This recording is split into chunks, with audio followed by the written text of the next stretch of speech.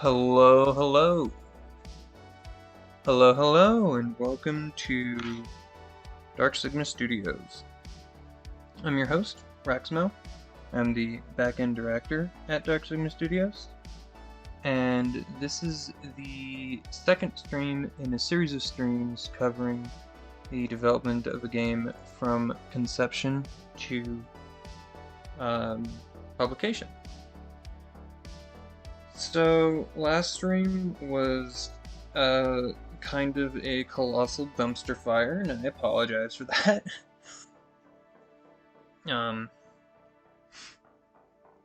Things happen. So, all that I did was just set the console window differently. That's all that I really did.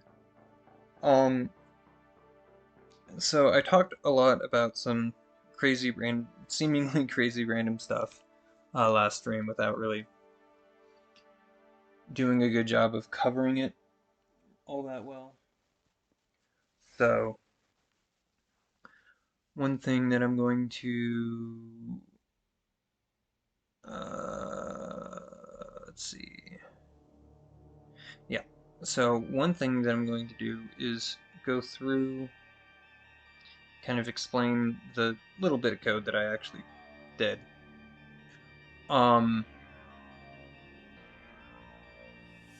So, there's a few things that I want to refactor. Because I want to say, I want to set up a map class. I want to set up a tile class. I want to set up a Tilemap class. These are all things that I want to do in here. For one, I want to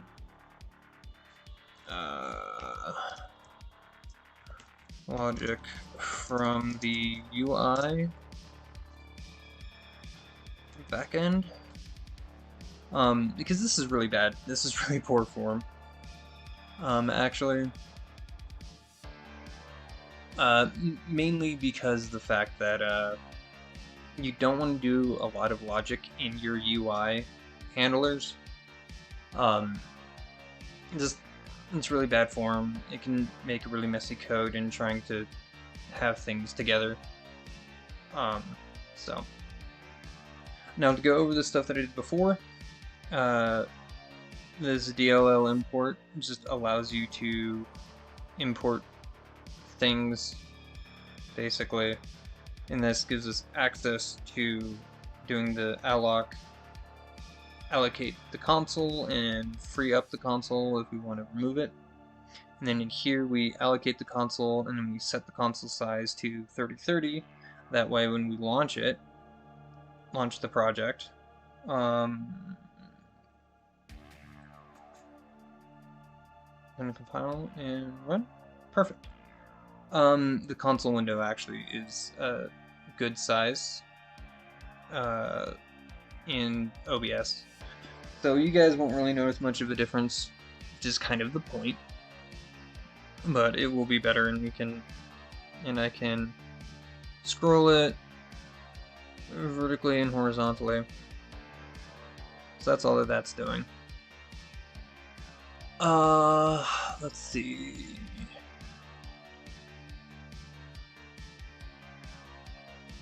A lot of this stuff is going to end up being pulled out and put in a completely separate class. The dungeon class is going to hold a map, so there's going to be that. We're probably going to end up writing our own vector class. Oh, are you still watching? Yes. Thank you. Don't like that YouTube does that. It's frustrating. But I'm not in the premium. I'm not on my premium account. They don't want to pay twice. Sorry.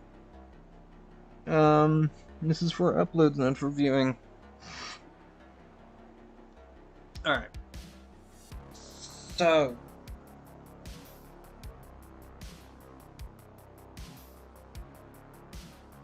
Also, I've decided to start streaming early. Most of my views are coming from post-stream anyway, so it doesn't really matter. Oh, speaking of,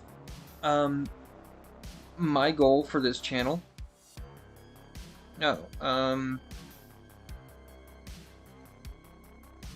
Let's see here. Let's edit this real quick.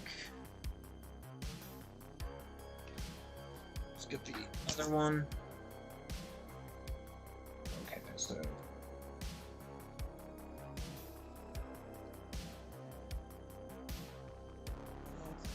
$6.45.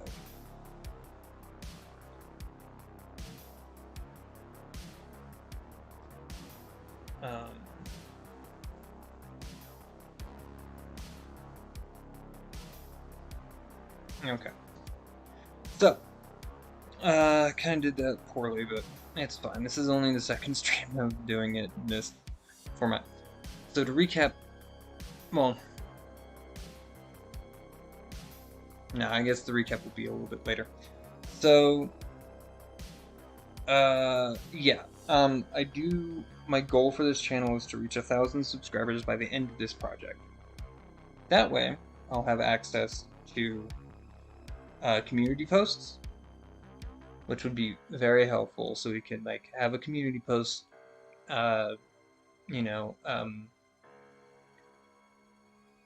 announcing the next project and things like that. Should be very, very helpful. Things that I'd really like to do. So spread the word. Show this channel to people that you think might be interested, and just really spread the love. So, I guess to properly get into the let's do a proper recap. So,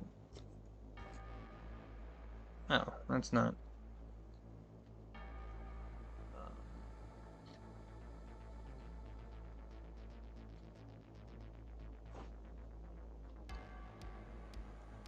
Okay. So, I guess to get a proper recap going.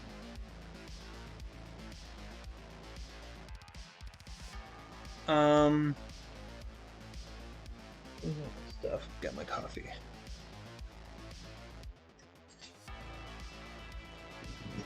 Hopefully all of these marks will be mostly accurate. I have 2 concurrent viewers? Well, stay high in the chat if you're here.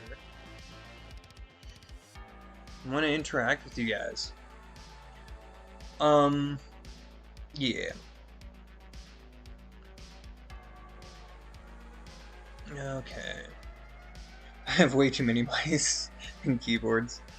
2 computers.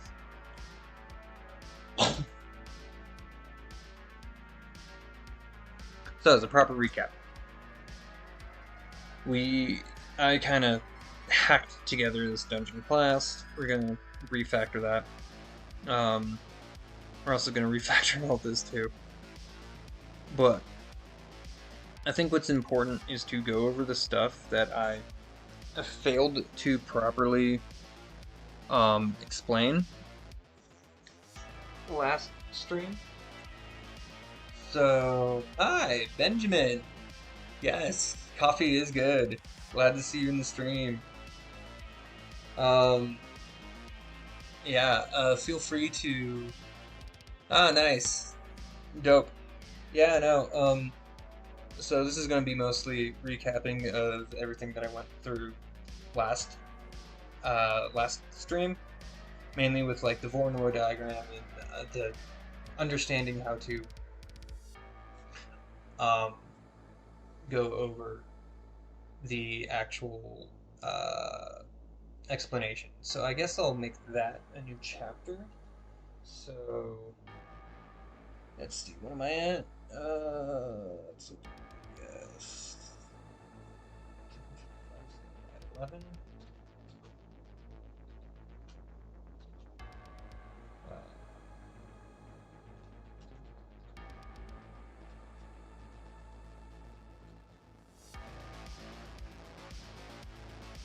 Okay. Nice, nice, yes. It's great to see you in the stream. This is really great. I'm not just talking into thin air. It's amazing.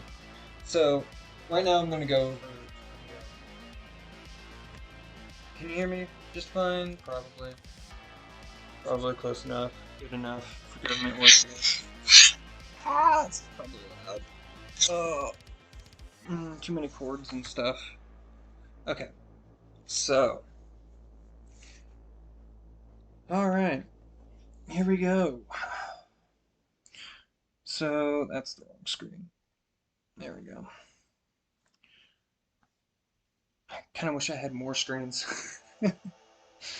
Or fewer. I don't know. So, with the dungeon layout, one of the things that I wanted to do was, I'm not entirely sure if this is properly done. So, we want to have a bunch of perfect. So, we want to have a bunch of, like,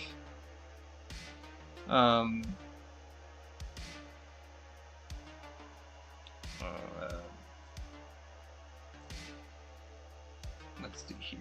I want to have a bunch of, like, rooms that are kind of sensibly but randomly placed around. Alright. And we want to have corridors, like, connecting them in a way that kind of, like, makes sense. Right? So, in order to do that, what I was going for is we want to have a sense of, like, proximity with these guys. And to... that was strange. And in order to do that, we need to figure out what rooms are, like, adjacent to other rooms, right? So to go over that, I wanted to do something called a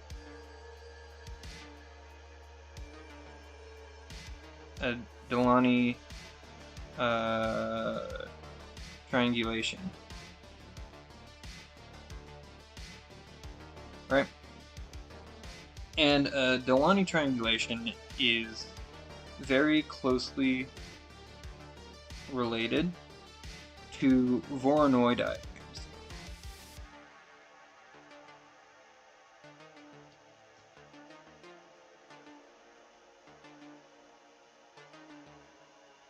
Right.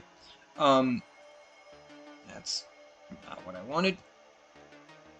They're actually, like, one and the same. I will be actually creating rooms, but this is the... I'm kind of, like, going over the thought process of coming up with an algorithm to generate the whole dungeon. So, it will be a full map of rooms connected by corridors. And what I'm doing right now is drawing out how I want the dungeon to look like so I can better plan how I want the dungeon to be generated, right? So it's really important whenever you're doing procedural generation to kind of block out by hand what you want the end result to look like, so you can figure out how to even begin to start to plan out how you're going to be generating rooms, or the dungeon, or whatever the content is. Whether it be a texture, or a world map, or a dungeon map, or anything that you're procedurally generating. Yeah. So, for this case, since I'm generating a series of rooms connected by corridors, I want to go down the rabbit hole of Delaunay triangulation. Now, Delaunay triangulation is very difficult to explain in a vacuum, so it's very hard to wrap your brain around what it is without any previous context. So instead of explicitly explaining Delaunay triangulation, what I'm going to do is I'm going to start with Voronoi diagrams and explain the relationship between Voronoi diagrams to Delaunay triangulations. That way you'll kind of better understand what the whole point is, right? So with, and another thing to keep in mind is that whenever you're dealing with connections of, like, the connection between objects, you have graph theory. Because graph theory doesn't really care about the physical location of each node. All that it cares about are the edges, the connections between objects. Okay, so in this case, we wouldn't really care about the physical placement of these rooms. We just care about these connections, these edges. But since this is going to be a map, we also care about the physical location, the angles between them, the distances between them, and that is a geometry problem. So Delaunay triangulation is a way to bridge between a purely geometric problem, which is the Voronoi, into a graph theory problem. So it's a way of sensibly connecting nodes based on their proximity to one another, their neighbors. It's a way to say, given a set of point, what are its neighbors? But to more explicitly explain that, I'm going to go over Voronoi diagrams first. So the way to think of Voronoi diagrams, more academically, in a more academic sense, Voronoi diagram is given a set of points or generators in a plane, partition the plane such that each partition or cell contains all points that are closer to that cell's generator than any other generator in the set. Now, that's kind of wordy, so I'm going to draw out an example. I like doing this, so we have here, maybe a generator here, maybe a generator here, maybe a generator up here. Let's do one here and one over here. This is going to be kind of easy to do it. Now, if you are going through and you are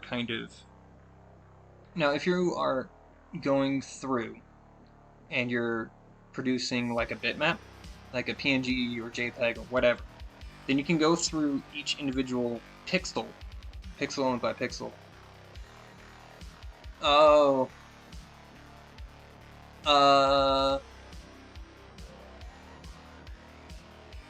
Yeah, I'll wait for a little bit. See if it comes back.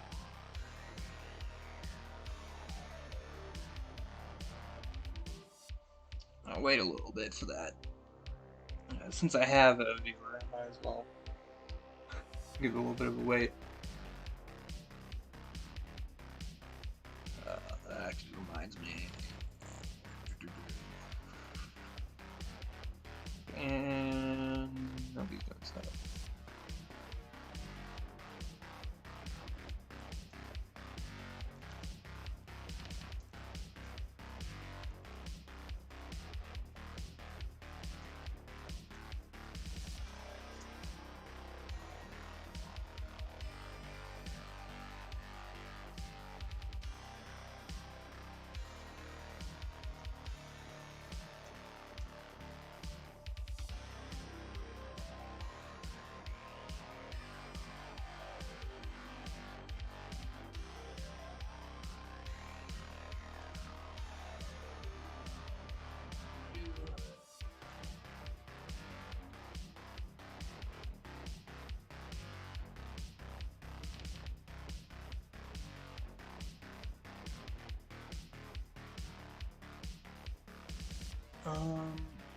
Right?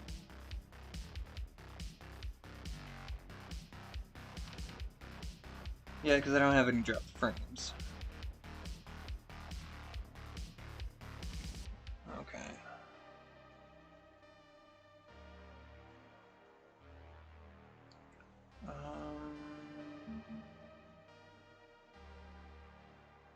Let's see here. Ah, there we go. Okay.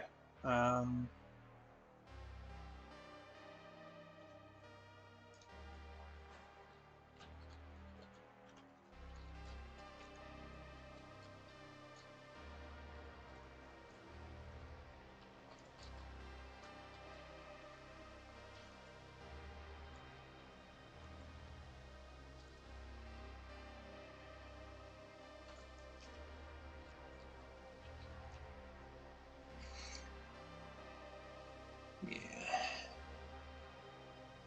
See, I'm a nice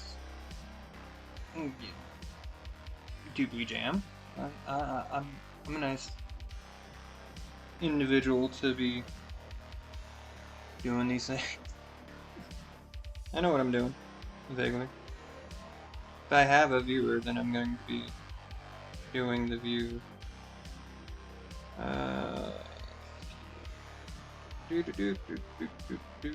Oh hey, look, another view. Myself. Wait.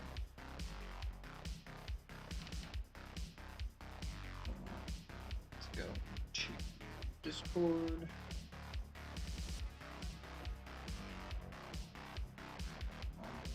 Let's go.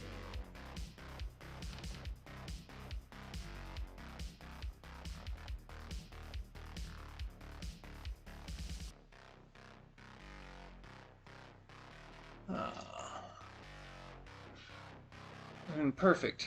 Can you hear me? It's all good?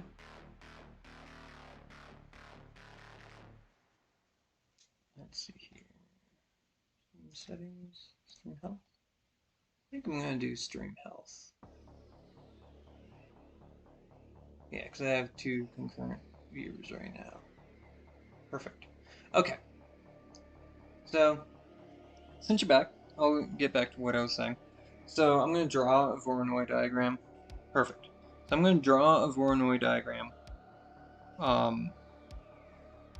so that I can show you what I mean by that the cells contain all the points that are closest to each generator than any other generator.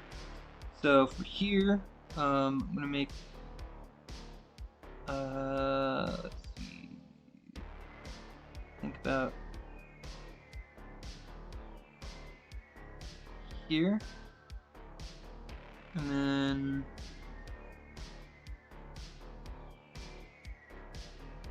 about where?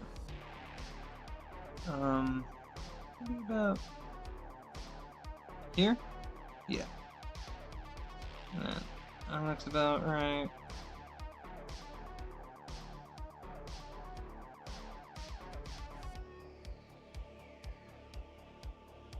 That looks about right. Let's see here. Next one, I'll do green.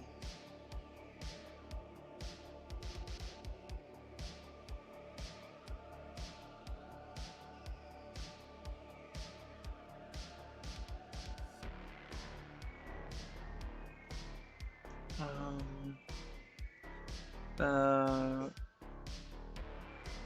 there, and then about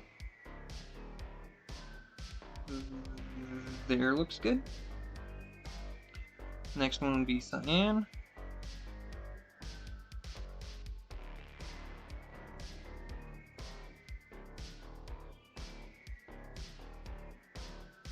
About there. Yeah. It's not a very accurate Voronoi diagram, but it's good enough for government work. Do another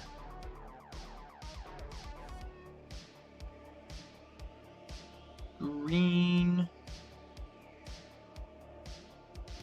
I'm gonna do magenta.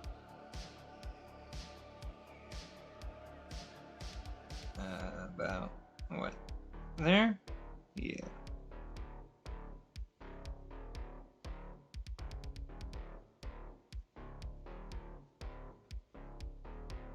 And then another green.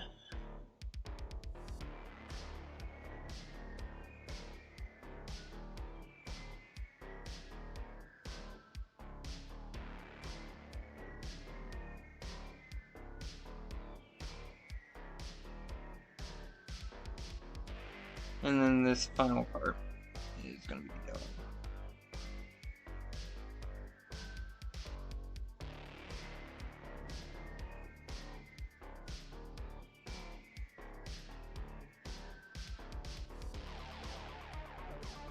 Alright, so in this case we have this diagram here. And if you are in this cell, if you're in each of these cells, you're closer to, so if you're in this cell, right, you're closest to this generator, and you're closest to this generator than any of the other ones, right?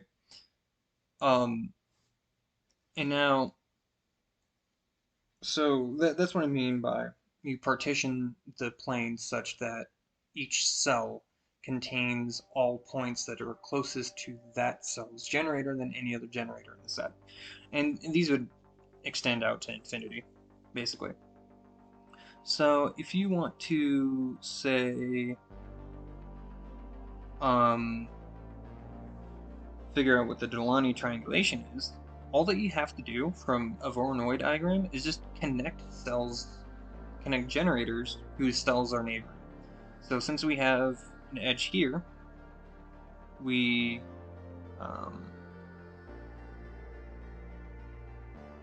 since we have a generator here, we have a cell here.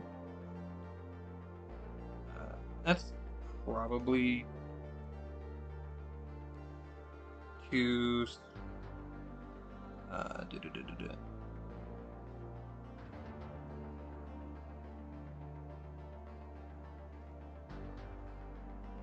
it's probably that's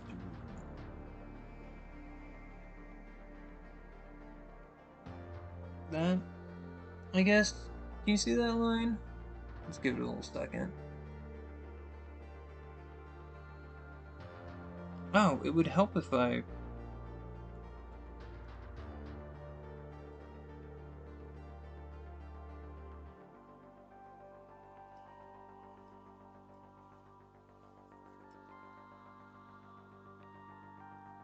Alright. There we go. That's better. Now you can see that. Alright. So what we're doing is we are connecting these by proximity. Right?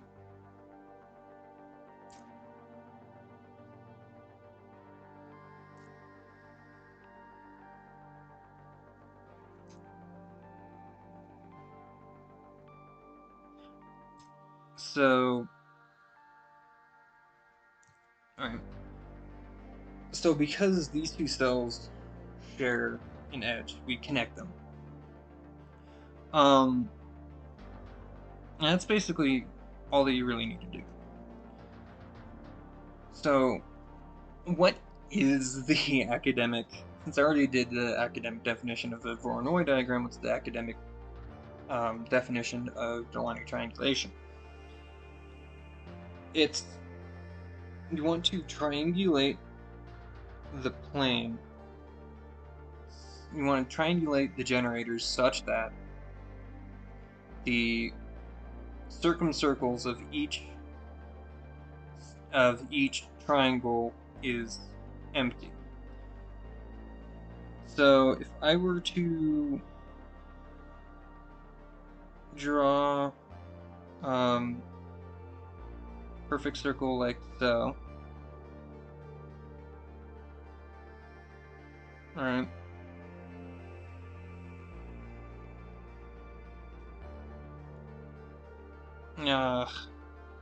Alright, if I were to draw a perfect circle, like so,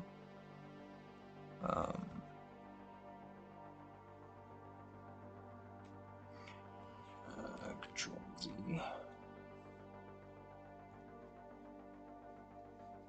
Can't.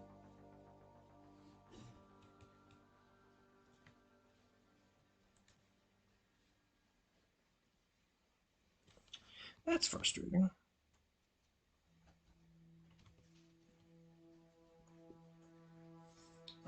Let's see. Oh, that's really bad. Let's see. This is a little bit more difficult than I was expecting. I think that's about good. Okay. Well, anyway, if you were to draw these circles around each one, no other generator is in that circle. It's the close approximation. And if you notice, right here, like if this was an actual accurate Voronoi diagram and an accurate circumcircle, you notice that the circumcenters mark the vertices of each of the Voronoi cells. And you find the circumcenter by taking the perpendicular bisector of each edge of every triangle. Yeah. And then wherever they meet is the circumcenter. Math. There's a lot of math involved in programming and software engineering. So, yeah. So anywho.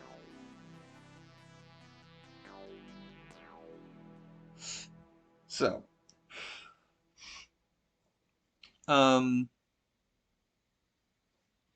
so this Delaunay triangulation helps us find the nearest neighbors. What's also really cool about it is that if you were to have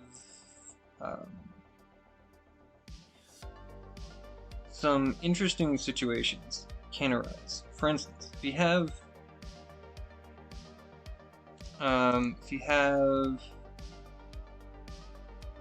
something along these lines,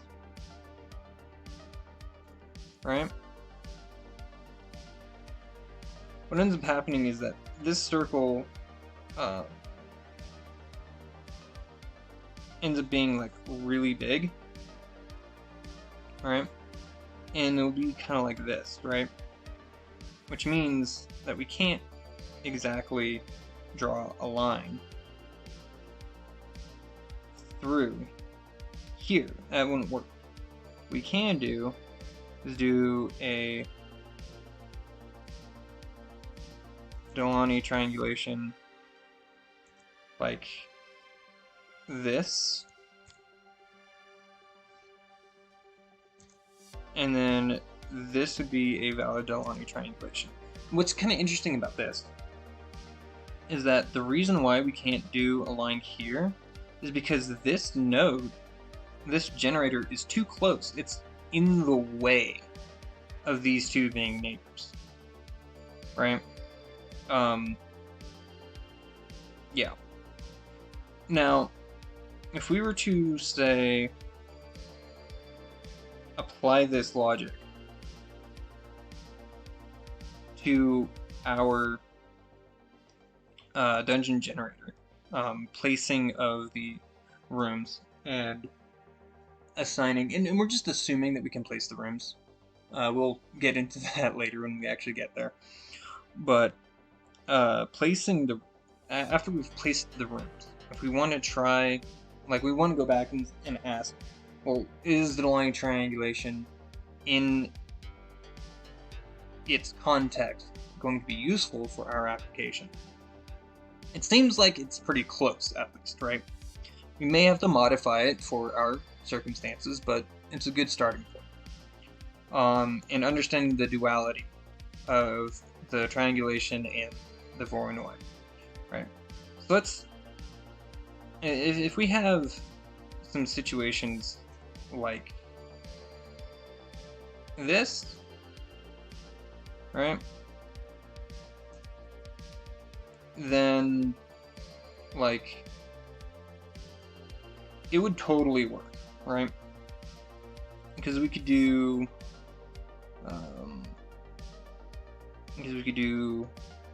something like that,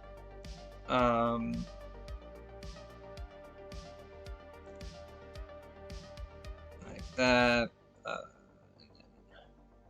maybe these two would be connected, these two would be connected, and then like these two would be connected, right? This would work perfectly fine, and this would be like a Delaunay triangulation, because the actual triangulation itself would be here to here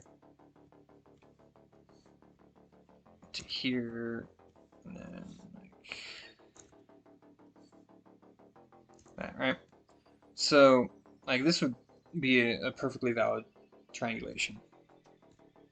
So we could do that. But what if we have a bit of an edge case? Right? What if we have like a big room here, right? And then like a long room here, and then maybe something like this, and something like this, right? If we were to just strictly do Delaunay triangulation, we would have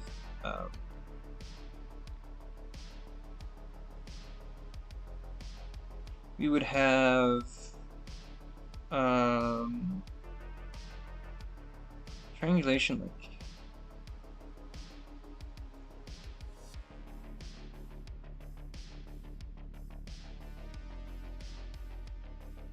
this, right?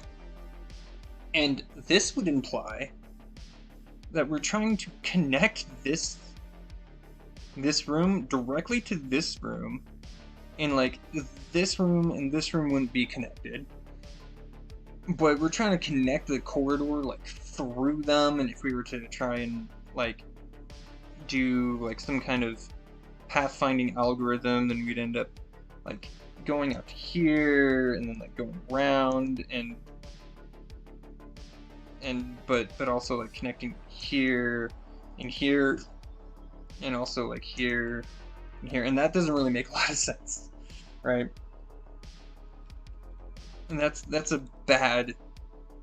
like a bad way of doing it. So we can't use the Delaunay triangulation as it stands, but we can use some kind of concepts, right, from it. For instance, one thing that we can do is say, what if instead of trying to say that the centers are the generators, we just call these rooms like the Voronoi regions, the Voronoi cells. We just basically claim that each of these are cells. Well, then that kind of changes everything. In that case, we know that these two are connected, these two are connected, these two are connected, these two are connected, these two are connected. Because we already have the regions, right? That changes kind of everything. So what if, so now let's kind of expand that, right? So if we have like this region here, and we have like another like room up here, maybe one like this, maybe one like over here,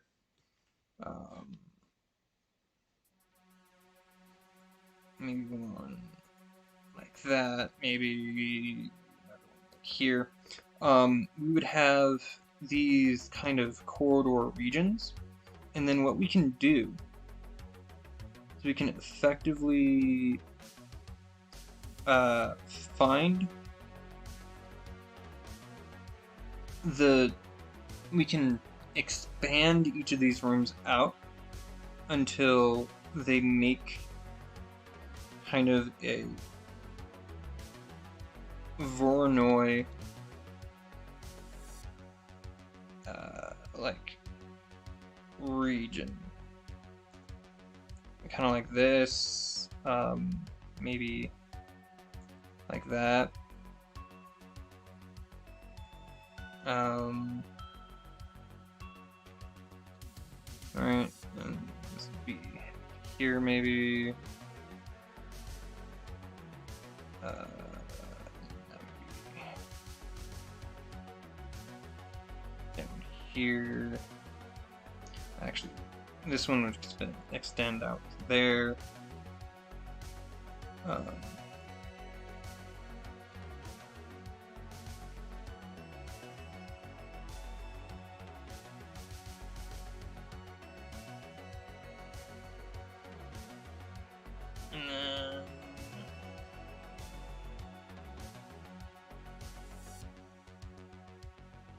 This would be kind of like out to here, right?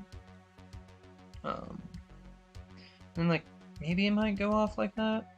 I don't really know. I'm not a computer.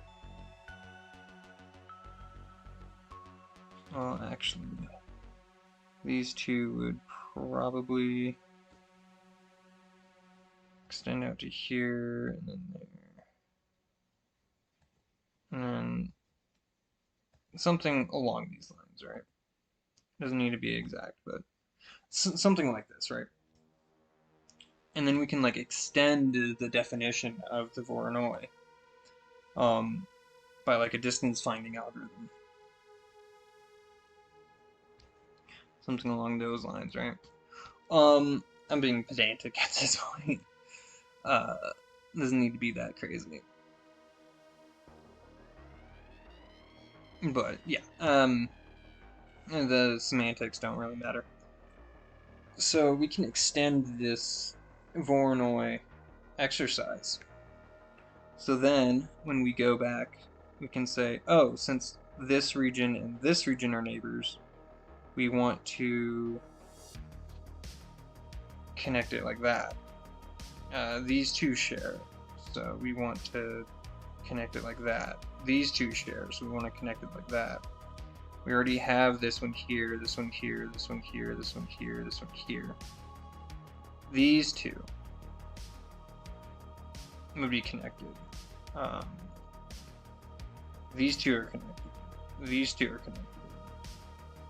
connected. I mean, we already have this connection here. These two wouldn't be connected. But maybe these two would. These two are already connected. These two would be connected. These two are obviously connected, right? So we have this kind of system, and we'd also know that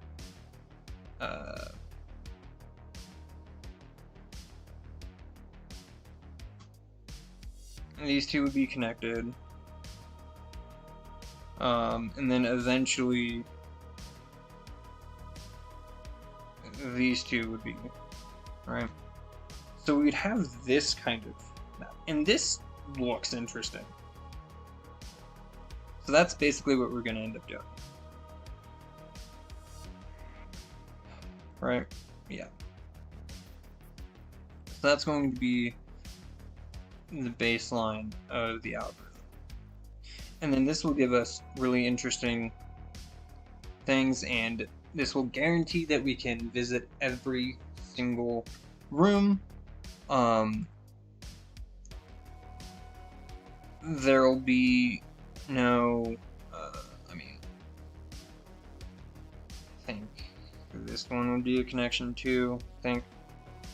But either way, like, there's always going to be like some way of like you can traverse every single room from any other room. There's no dead ends. It's really cool, right? Yeah, so even though we can't use the Delaunay triangulation, understanding this relationship between the Voronoi and the Delaunay triangulation, we can still get a form of Delaunay triangulation without calculating a Delaunay triangulation. We use the Voronoi definition and then flip the edges to get the connections that we want, right? And then that's going to be really cool. And another feature about this is that, you know, we can, since we're extending it, we kind of have like a bit of like a heat map, a distance map. So like the distance is the farthest here, and we can have like essentially like a gradient, like a slope that we can follow. And as long as we like follow that slope, we can find a path between them. Because we'd end up having a line where all of these tiles are equally distant from this room as it is from this room. And because of that, we know that it's going to end up going uphill basically to that point, and then downhill again to the next room. And from there, we can do some really cool things, like we can find the shortest path early on, or the longest path later on, or we could go like somewhere in between, as long as it's mostly following the path and it ends up connecting. You know, so we can dynamically change how this whole system works. And like here, we know that anywhere between these, all of these paths are all going to be equally distant from each other. We have a path like straight across over here if we wanted to, and we can dynamically change these variables depending on like what floor you're on, which is going to be really, really cool later on when we actually implement this, right? So we have that concept, and it's also pretty sad because I had actually come up with a fairly optimal way of finding a Delaunay triangulation through some really cool things while I was at work waiting for stuff to happen. You know, so yeah, because that's the kind of thing that I do when I'm at work, bored out of my skull. Yeah. So, going back to this, we have some initialization. Let's update this. Let's find out how long it's been. 56, so 50. That's not the right keyboard. 0.50.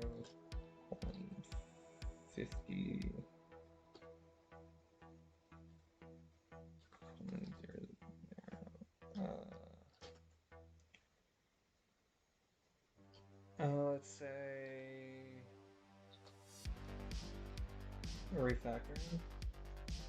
Yeah, probably good. So, actually, call this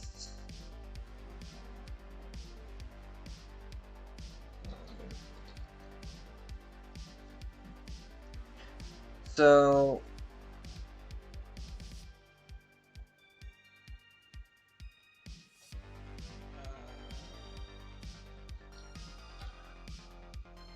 This is probably what, 52?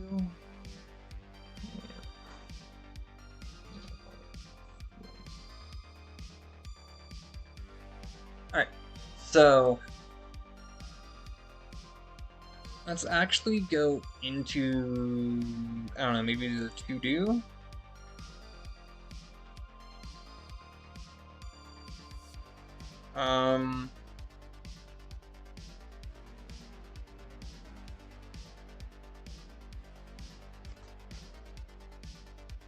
Let's call this dungeon alg. So first we want to place rooms. Okay. Then we want to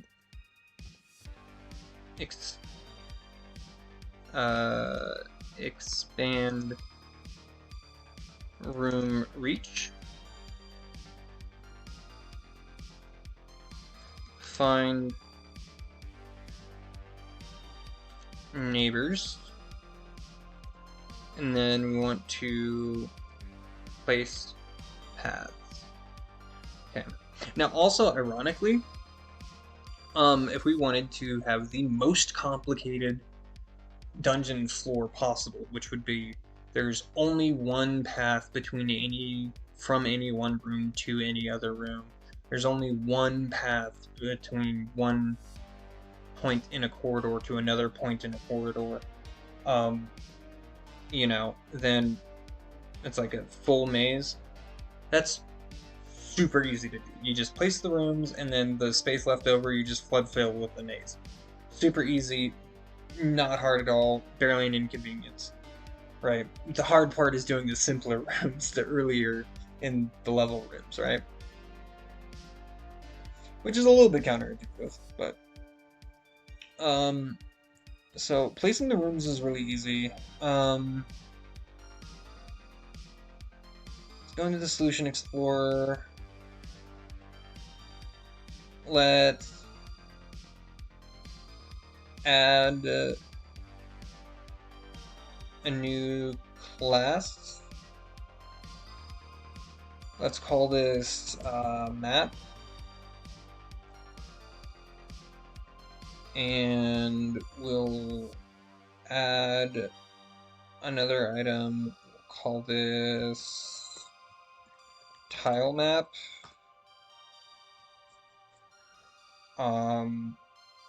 So the map is going to the dungeon. Don't care about most of this actually. So I'm just gonna yeet like all of that. It doesn't really work. That probably ruined, yeah, like all this. I'm just gonna yeet all that. Which is great. All that work is down the drain. Yay. Let's just undo everything, shall we? So, the tile map is going to be for later. In the tile map, we're going to have we want, because in the map class, also we want to make these public. Even though it's all in the same namespace, it should be fine. But just for sake of verbosity, I'm going to make them public. It doesn't really matter. It can be private classes because it's all in the same namespace. So, yeah. Also, how's the music, by the way? Is the music level pretty good?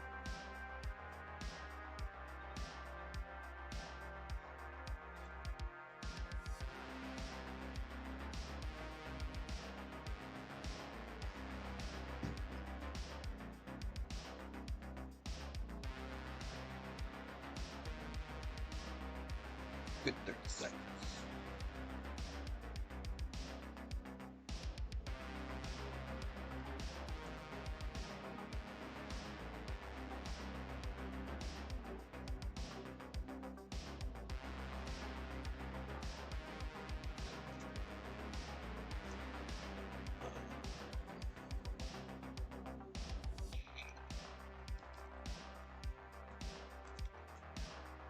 Question mark. Perfect. That's what I want to hear. All right. Then I nailed my audio levels.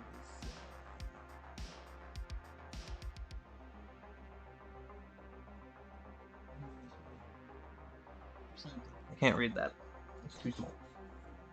Perfect. Also, at the bottom of the screen, it's White Bad Audio. Go check them out. They have a bunch of DMCA free music there. It's like this cool outrunning vibe, so go check them out. Show them some love. They're great. I love what they're doing. So I'm going to start with a struct because I want to... Do I want to pass by... Okay, so the difference between structs and classes. So classes pass by reference, generally, which means that whenever you're doing you know what, screw it. I'm not gonna do this.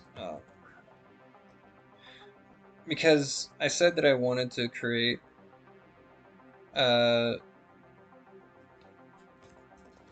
Utils. I'm gonna make a utilities class. I mean, I would love to be doing some rip and tearing because the Doom Eternal and Doom 2016 has some of the best sound. Oh god, the first time I booted up those games, I was so hyped. It's so good. Those games are a perfect reimagining of the old school Dooms. Like, I don't even count Doom 3 as a Doom game because it just feels so different from the old school Dooms. God, it's so good. God, those games are... Oh, they're such good games. Oh, and the soundtrack. So good. Anywho's, going off topic. Since I'm kind of on a math kick, do you want me to... Would you rather me go into, like, the vector classes now? Which I can actually start to... because if I go into the vector classes, I can actually get down into some really good showing off some things. Oh, like, I can actually show you some of the vectors and stuff. Or, which means that I can, like, show some progress with the vector classes, or with the vector class and the utilities class. Or would you rather I start working on, like, the tile class and the Tilemap class so that I can actually start drawing things to the screen? So would you rather me drawing things to the screen or start working on the utilities class a little bit? Because the utilities class is going to be super helpful, like, later on. And actually pretty early on. So, what's your call? Utils or Tilemap?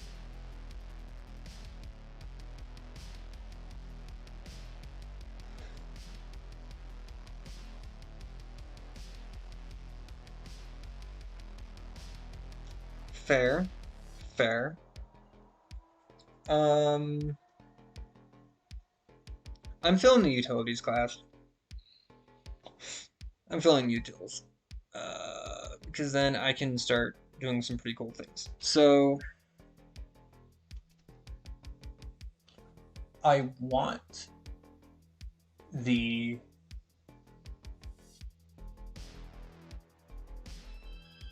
okay. I want the I don't know if I'm going to be doing much matrix stuff. So, and I can do... Okay. So, yeah. So, let's see. Okay, so I want the public struct vector. So I want to have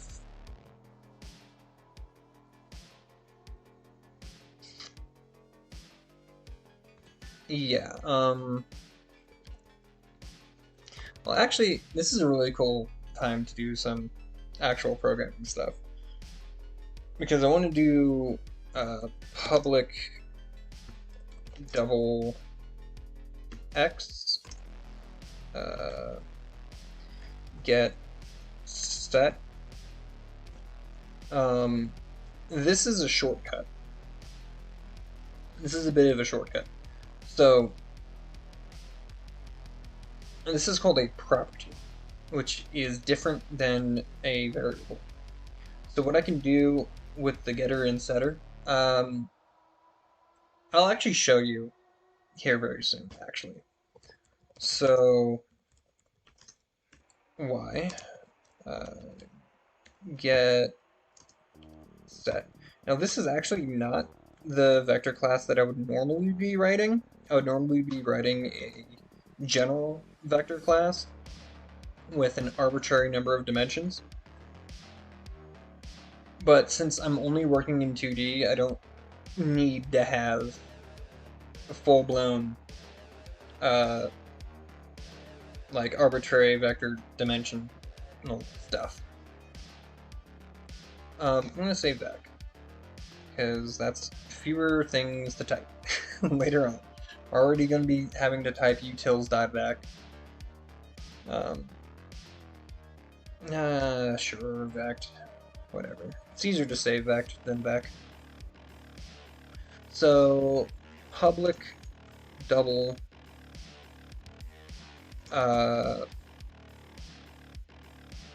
mag squared. Mag squared. Now, normally you want to use camel casing. Normally, you also want to capitalize things a lot, but I hate capitalizing. So, now in this case, the getter is, we're not going to have a set, which means there's going to be no way of declaring what the magnitude is. So, this is going to be strictly, this is going to be basically like a read-only kind of property. So in this case, well, and like I said, with this is a shortcut, it's kind of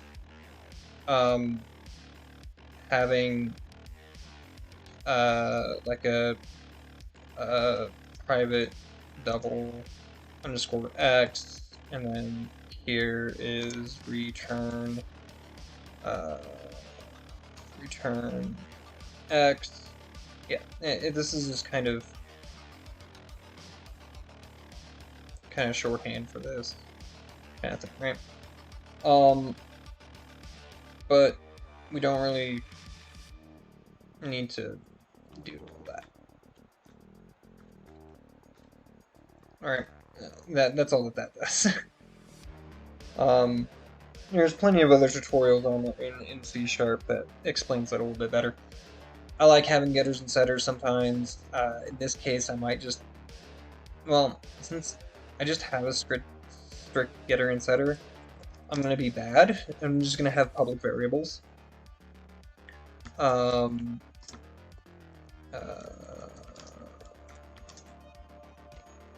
just going to have public variables. Doesn't really matter.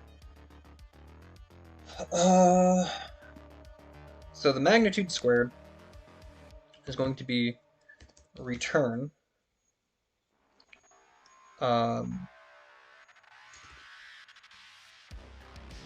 x times x plus y times y. Okay? And then public. Yeah, no, this is terrible programming. Don't do this. You want to use public fields and things, but in most cases, especially if you're doing stuff for your own project, it's fine to have just directly accessible stuff. I mean, it's possible that this might screw things up later, but it's fine. If if issues happen, we can address them and fix them later. So I'm just going to have just directly accessible variables instead of having actual properties. It's not that hard to fix it. So double magnitude. This is also another thing. So we go return a math dot square root of mag squared. So mag squared is really useful because it's a way to judge distances if you don't care about what the actual distance is. If you don't really care about the actual magnitude, and all you're doing is just comparing magnitudes, magnitude squared is the way to go. Because it's a lot faster just to return this than it is to do a very costly square root. Square roots are bad in programming. Don't do them unless you absolutely have to. So we want to start to, since vectors are a mathematical property, we want to do, we want to be able to do math, right? So public operate, public vect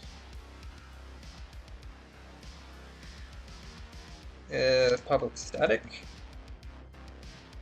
vect operator.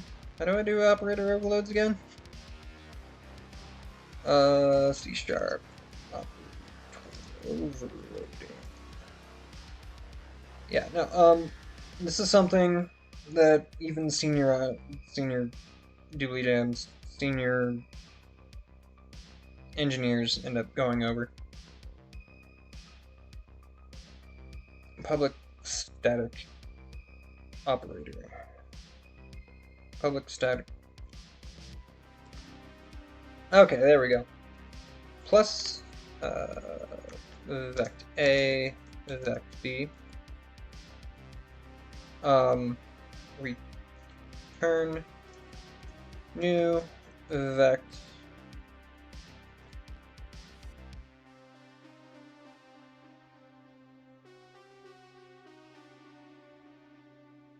right.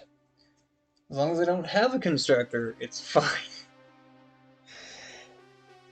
Yeah, because structs cannot have an explicit empty parameter. Structs cannot have an explicit parameterless constructor. Object-oriented programming at its finest. In C++, there's literally no difference between, well, the only difference between structs and classes is classes are private. The fields in classes are private by default, and structs are public by default. In C#, they behave very differently. For instance, structs pass by value rather than pass by reference, which means that it's hard to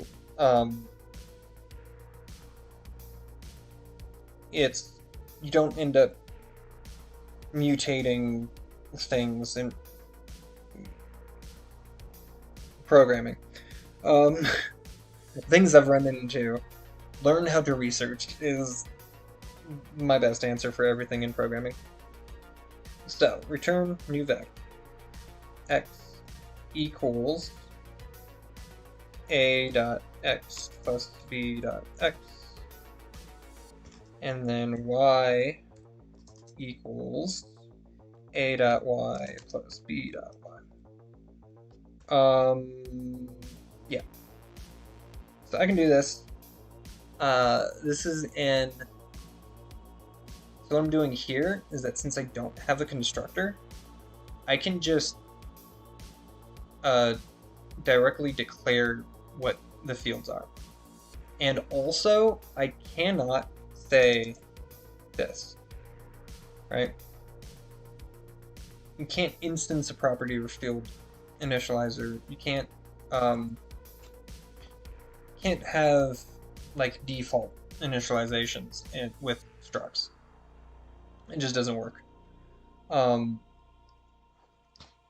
So keep that in mind.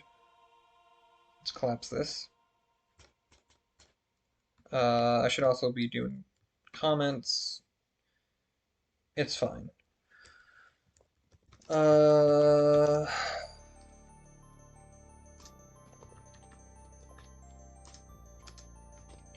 And then vect A, vect B.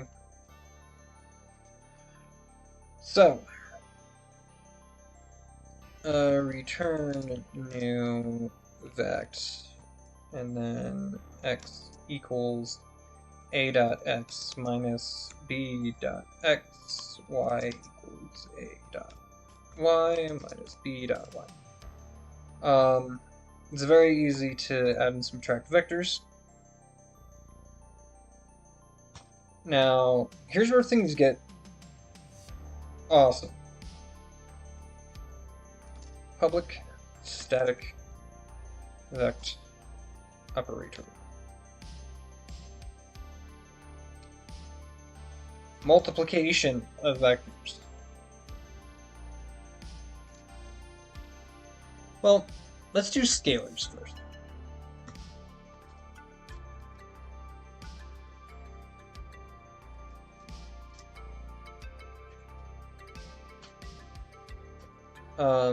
X equals a dot x times b. Y equals a dot y times b. Okay. Also means that we can do a division.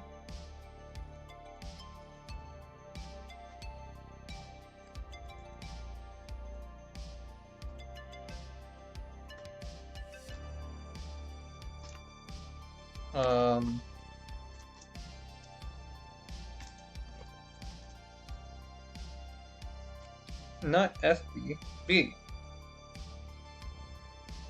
Okay.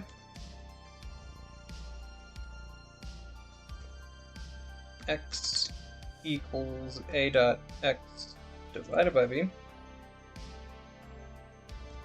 Y equals a dot y divided by b. Okay. Now, multiplication of vectors. Go back to Blender. I'm going to be showing you some stuff about particularly the dot product of vectors, because there's two different ways that you can multiply vectors. So if we have a vector x, y, right, and we dot product it with AB, right, loud, bangy, bangy. What this equals is what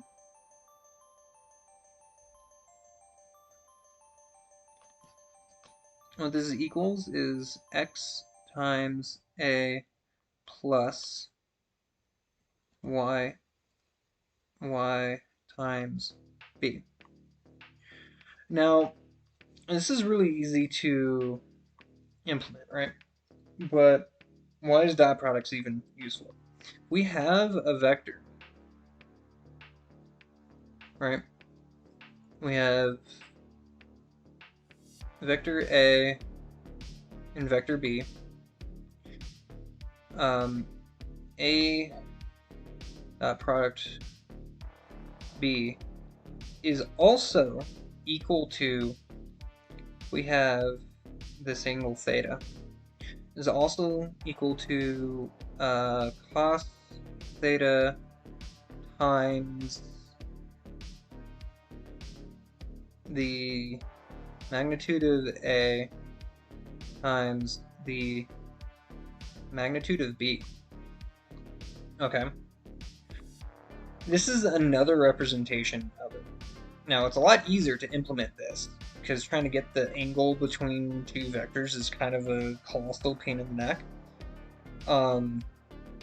But also, if we have, say,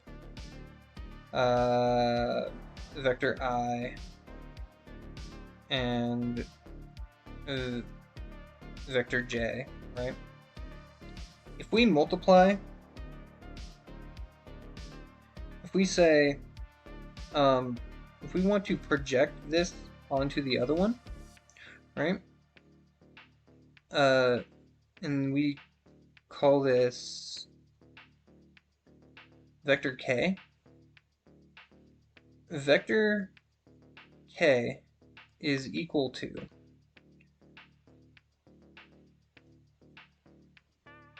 I times the dot product of I times, or is I times I dot product j. We can also do this and say that this new vector here is like, right, vector L.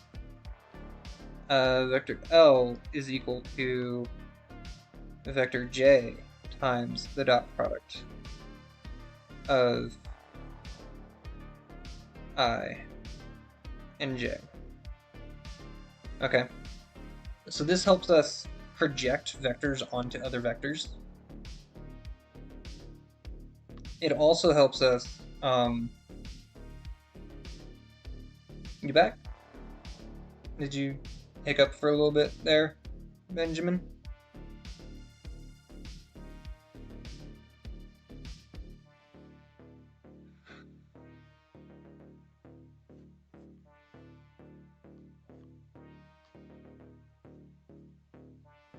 So we can project one onto the other, but also knowing what this angle is pretty nice. So we can also say,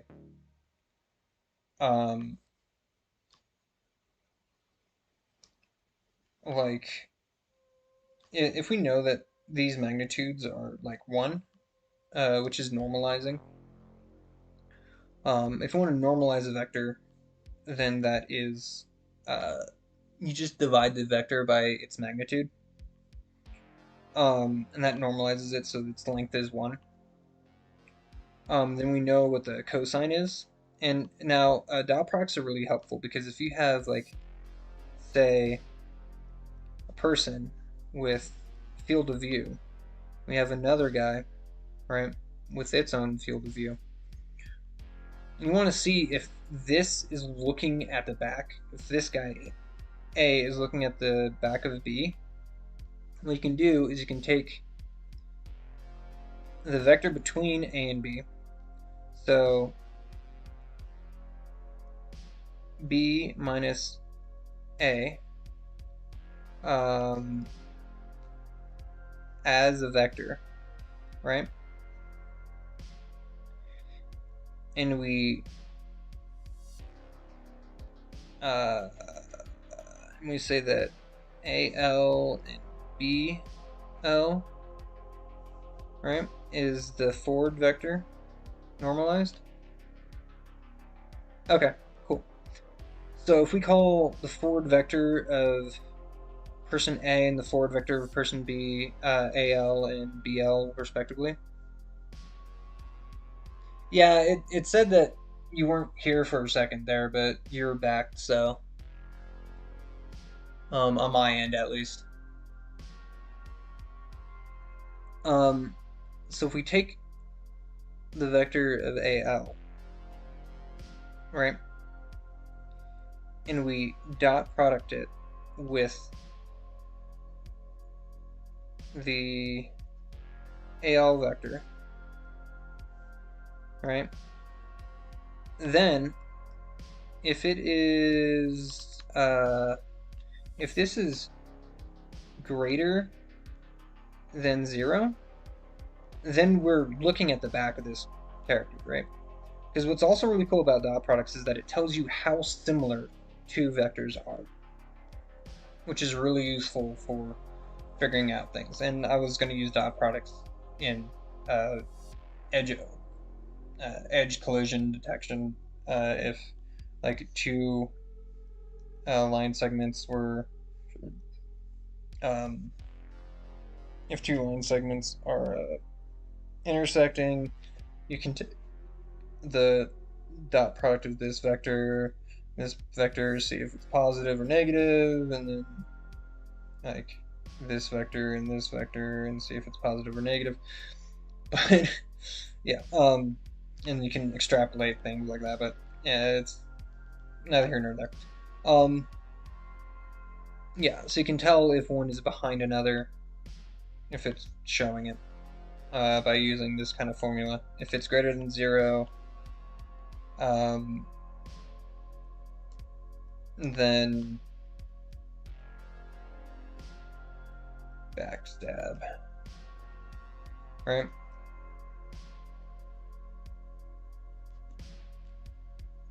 Right, then you can backstab.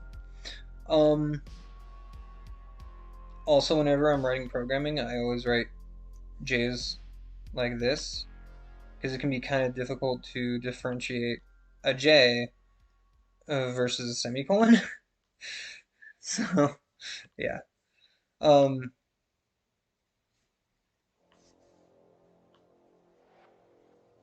It is really far behind. Oh, God. Yeah. Wait, that's not correct. That's not the right. You know, I was doing a bunch of things in Blender, and I wasn't even showing it. Because I forgot to do something. I forgot to save the Blender. Yeah, now it's back.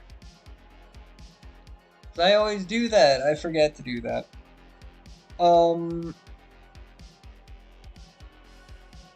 So I did a bunch of writing stuff out.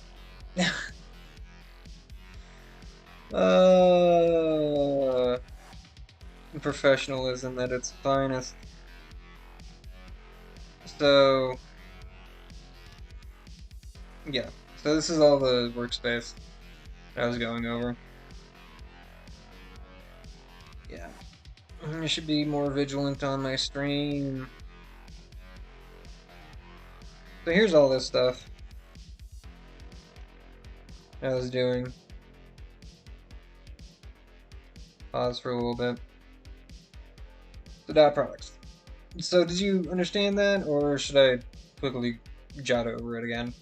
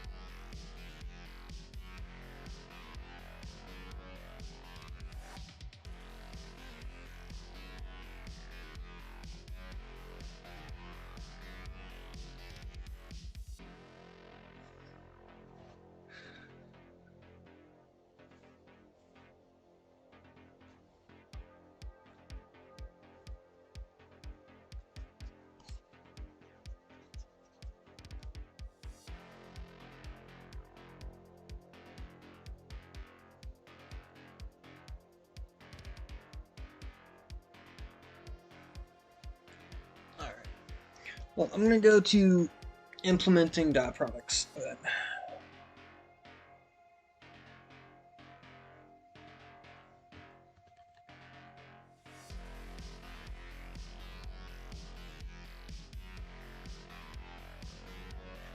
So,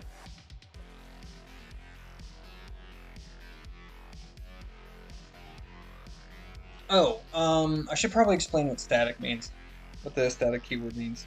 The static keyword means that it's a static method. So,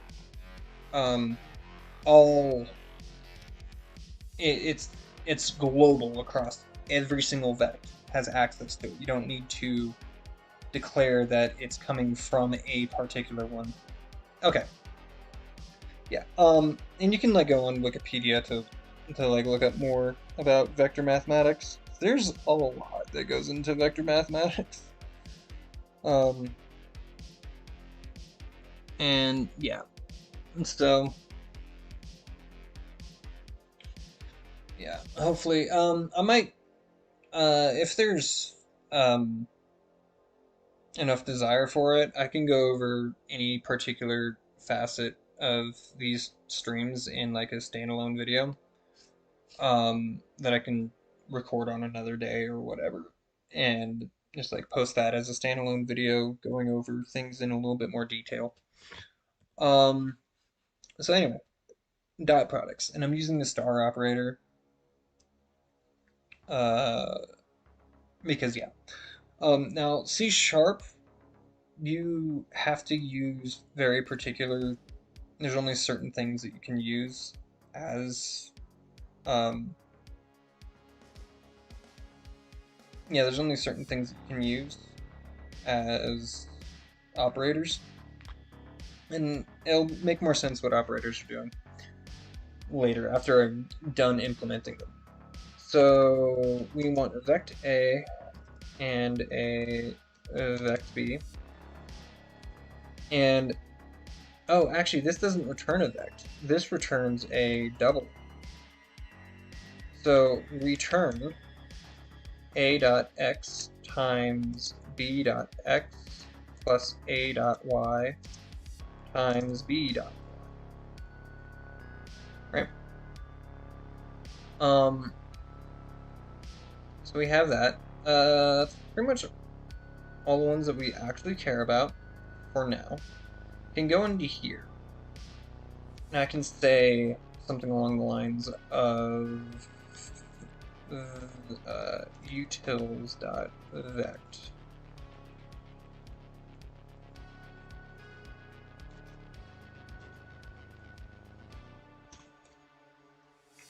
Utils.vect A equals new utils.vect. Let's do 1 comma let's do x equals 1, y equals 0. Now this is not a very good way of doing vectors, right? So it would be a lot better if we had a better way of creating vectors, right?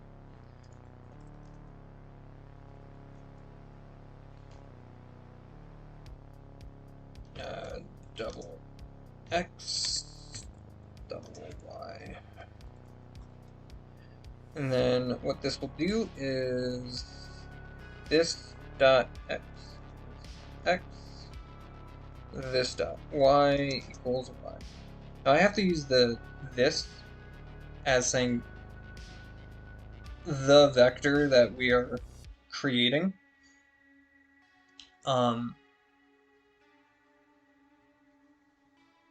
So this dot, because we have the same name, because if I said that this was A, then this highlights saying that it's not necessary, because it's unambiguous is what's going on. So we're going to do that. And this way, I can say 1 comma 0. It's a much easier way of doing it. But yeah, no, there's a lot that goes into vector mathematics, like eigenvectors and matrices and all kinds of things, and then you get into tensors, and vectors are a type of tensor of depth 1, or yeah, there's a lot that gets into it. Yes, I'm still watching. So there's a lot that goes into vector mathematics. Whole slew of linear algebra. So vector b equals a new 0 comma 1. So let's do some math here. So c equals a plus b. Okay, so that is what the operator overloading is doing. Because otherwise what we'd have to do is something along, like if you're using like Java or another programming language that doesn't have operator overloading, then you'd have to do something like vec equals vec dot add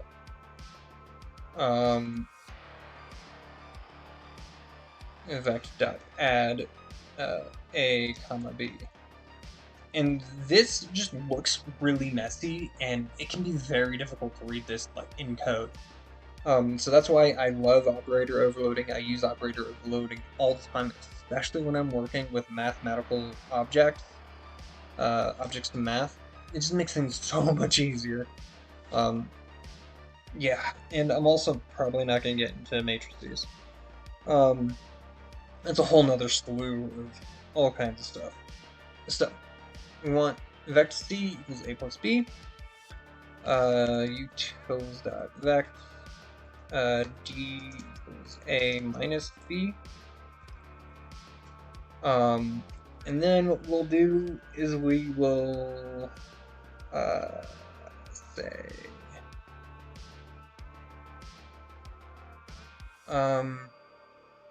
oh, it would be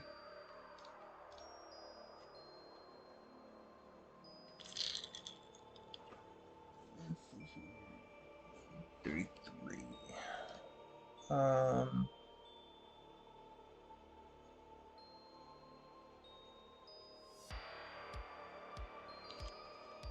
I can't even really see what's going on here.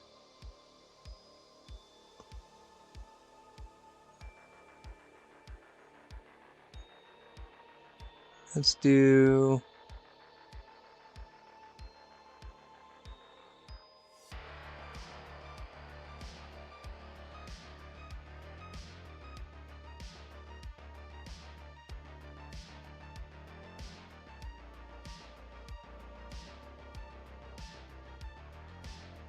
okay, minus 33, so at like 1 hour, I guess.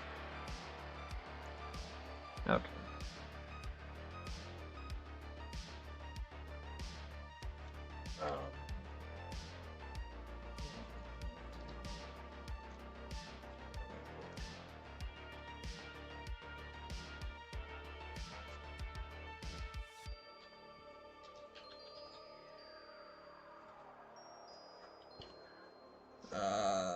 I'm just setting this up.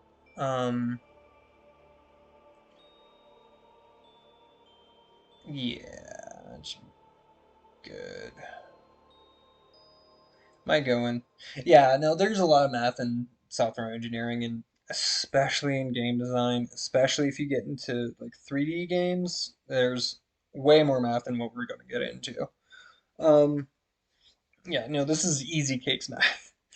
And thankfully, a lot of the math involved in this particular project is going to be very visual math, so it's arguably a lot less number crunching and creating formulas and stuff. Which is kind of hilarious because a lot of the fields of mathematics that we're going into are considered higher levels of mathematics, like graph theory, group theory, set theory, and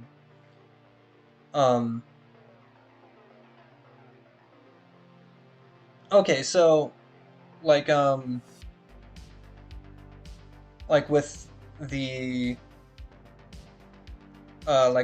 dot product, like what this multiplication one is doing.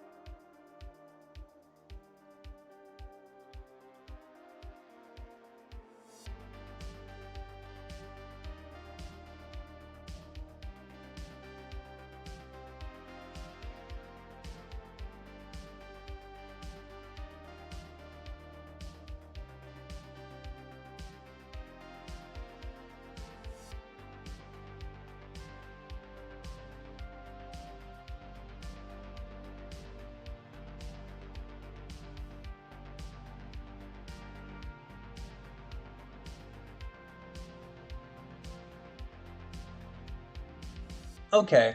I'm going to be using vectors to hold, since all that this vector really is doing is holding two numbers, which I'm going to be using as um, things like positioning and other things like that. So I'm going to be using them when we get into entities to like hold their position and things along those lines. And we'll also with like the room generation, like keeping track of the position of, well, not necessarily the position. Well, it's going to be holding the position of the rooms, um, and yeah, like the position of the centers of the rooms, and when we get into like entities, the position of the entities. We won't necessarily. We might end up going into figuring out like what direction entities are facing, which I might end up using complex numbers for because handling rotations are really nice with complex numbers. I'll get into that when we get there. We'll burn that bridge when we cross it. Um, but vector math is used all over game design, both two-dimensional games, three-dimensional games, all over the place.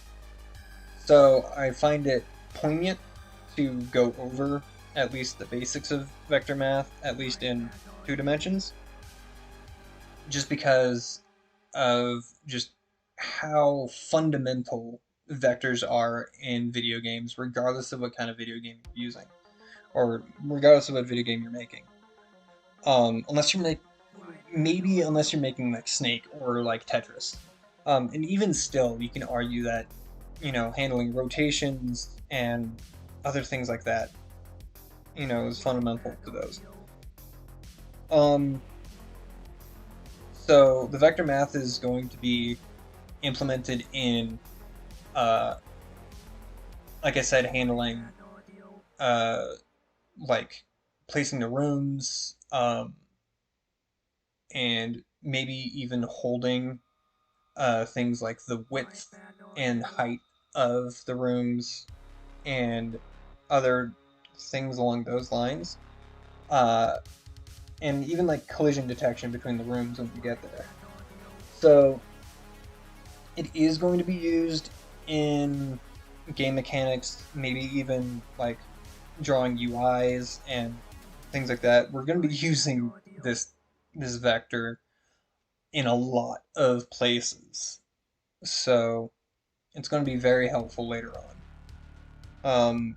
And pretty soon. And the dot product, this is just the definition of dot product. The definition for cross product only works with three-dimensional vectors, so it doesn't even matter. There are ways of defining cross product um, for two-dimensional vectors, as it will just return a scalar. We're not going to get into that.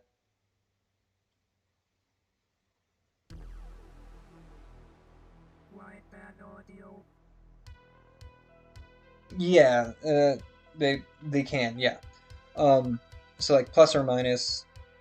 I'm using like this whole thing to go over it. So like say we wanted to go uh E equals like say A times 2 and F is equal to like B divided by 2, right? And what we're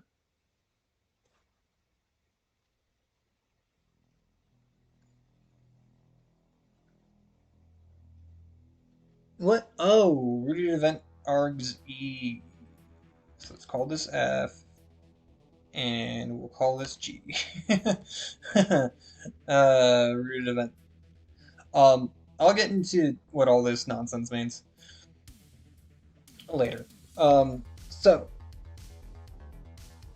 let's do console dot right line. Cool thing that you can do.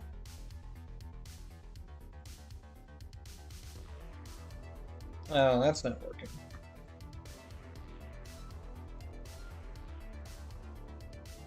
Right line. Let's say, oh, here's a cool little shortcut that you can do. So $, yeah. So $, open quotes. What that does is it allows you to directly access things. So vect A,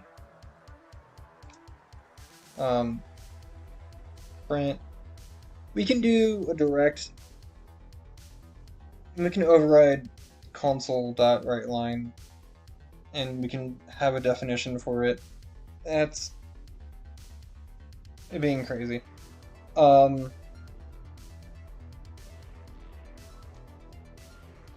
But yeah, and we can like override the two-string formula and things like that.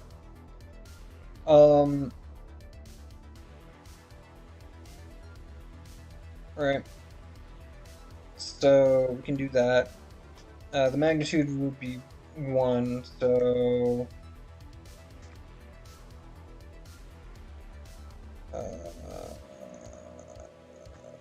we can do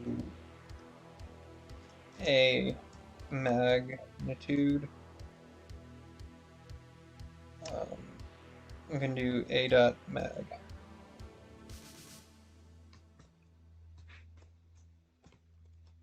Right. Yeah. We can do that. We can also do dot product.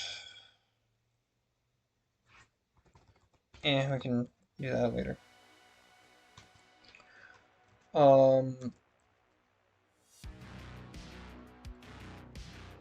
Alright, line.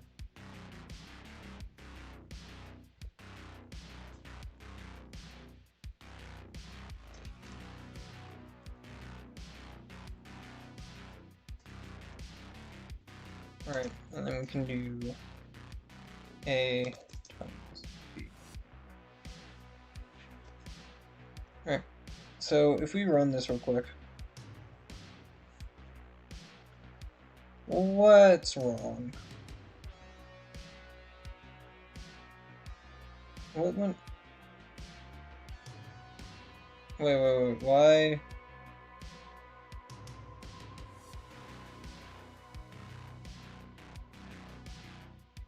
Invalid.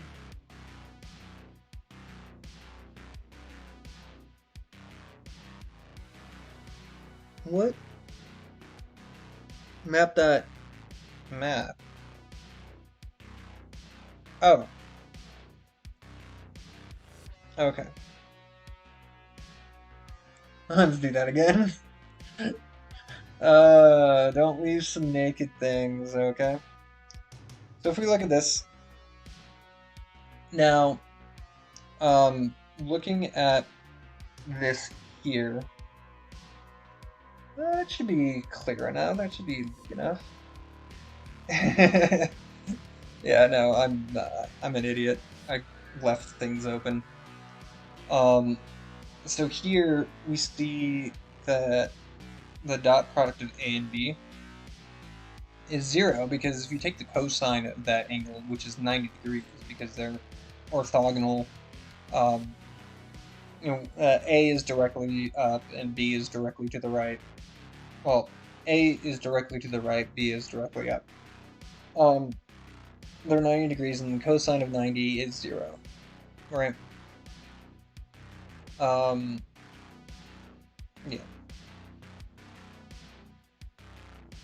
But A plus B. Alright, but if we take the dot product of A times C, right, and we run that again. So if we add the two together, we also get 1. We also want to normalize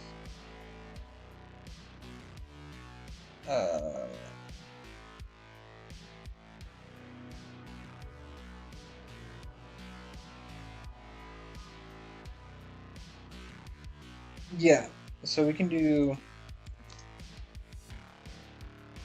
public vec norm, and this is not going to take in any arguments. Well, what we could do,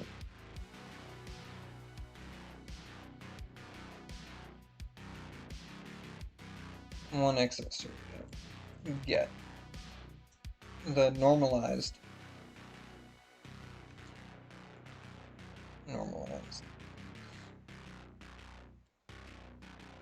So the normalized vector is going to return this divided by mag. Right. We can do that. And we can go back here, normalized.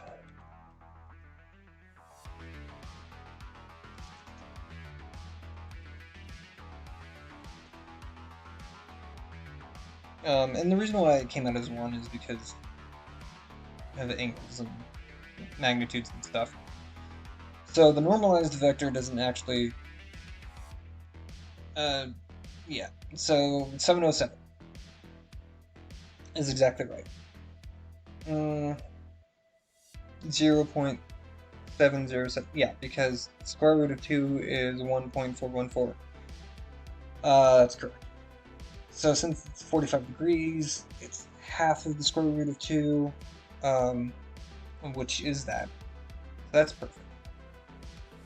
And then we can also do the right line, C, and then C dot X, comma, C dot Y.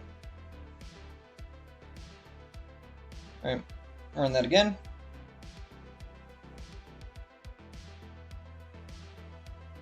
Yeah. So the normalized property just returns it without mutating it.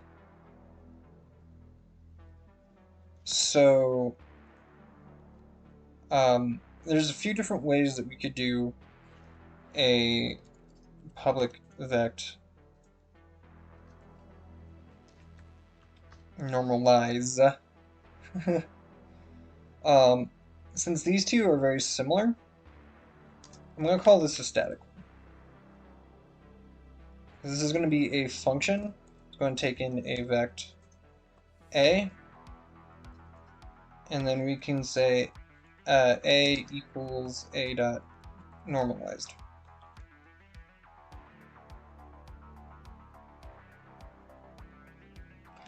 Void normalized. Void means it doesn't return anything. But I think in most cases we would want to return a. There's ways around that, like having an out and stuff like that, but we're not going to do that. We're going to have a static thing, and now normalize will normalize the vector. And that is if we want to change the vector into its normalized form. And what that does is that it sets the magnitude to 1. Right? So that's what that's doing.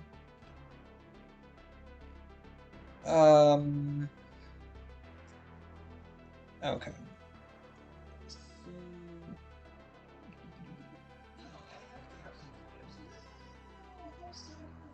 The 2 seconds of frames dropped.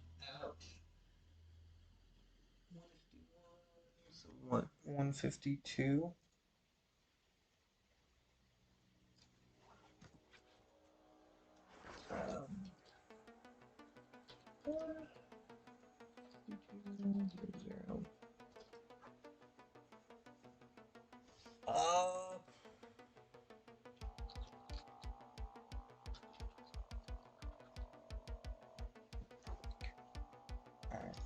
So I think that's it for... I think that'll be good for the vectors for now.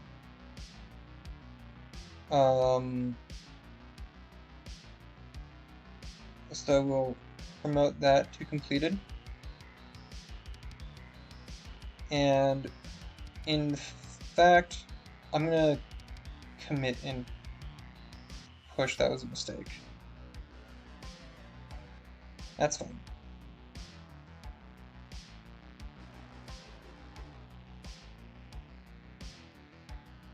I might be able to do this in... I'm gonna do it in here.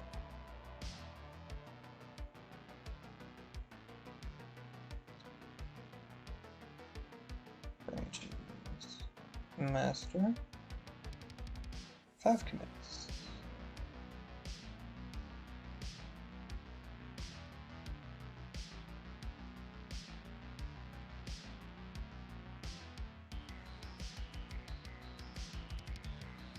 Update 4. Alright. I just forgot to do things better. Okay, so the tile map. First of all, we want a public class tile.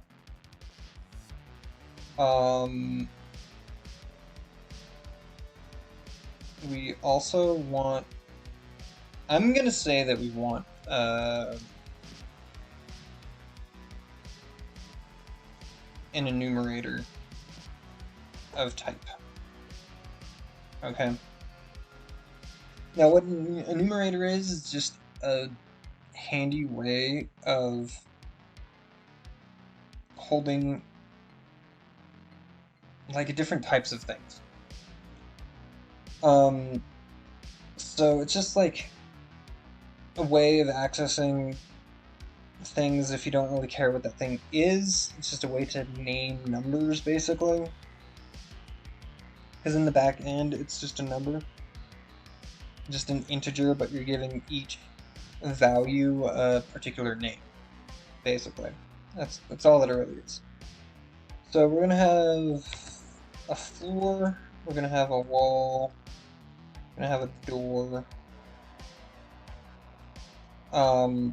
The tile is going to hold... well, the tile is going to have a public type. We're going to initialize that to wall. Type.wall.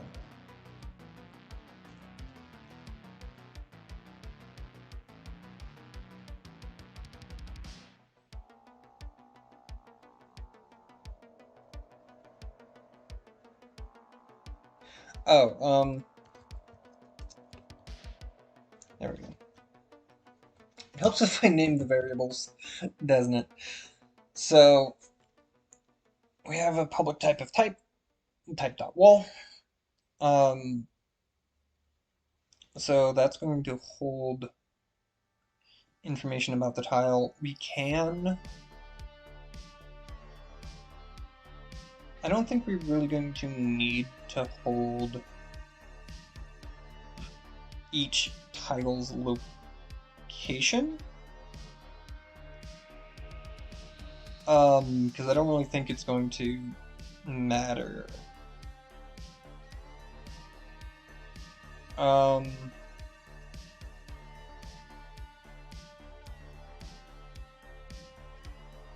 Yeah.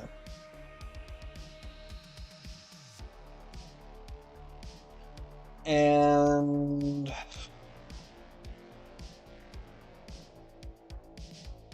think... free game, open game art. I'm actually going to post that in this. So, open game. I'm actually going to post this in here. So that website is a really good resource for finding game art. So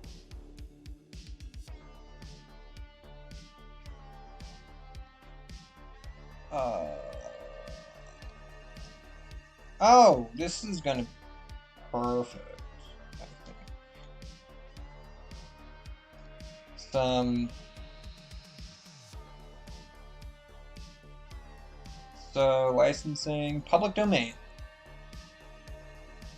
Perfect. Oh, it helps if I'm in the right one. So opengameart.org is the thing that I'm using. I'm also going to post that in the description.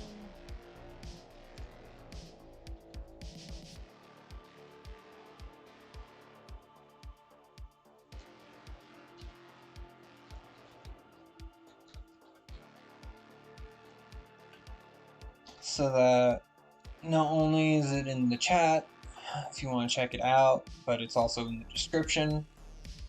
So you can check that out. There's all kinds of really cool things, like just a lot of really cool stuff in it.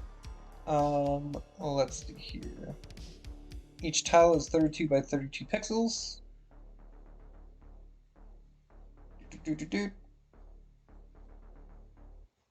So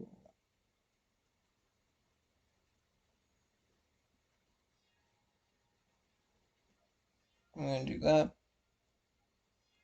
So let's go to this PC.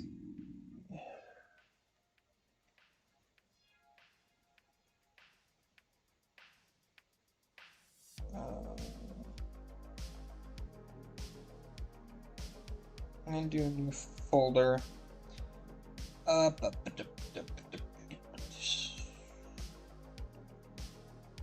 do we call this? I guess.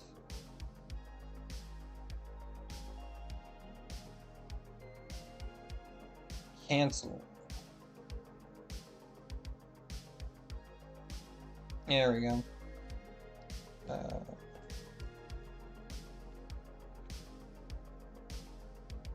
And then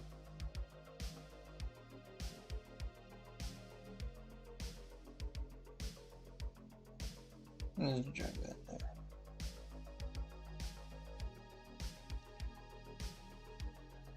Okay,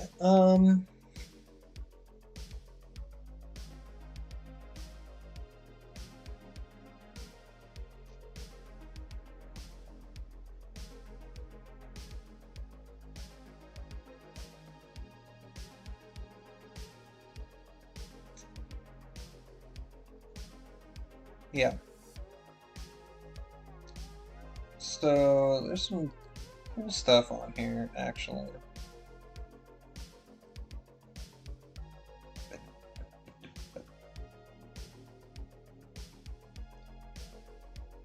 Creative Commons, I do believe.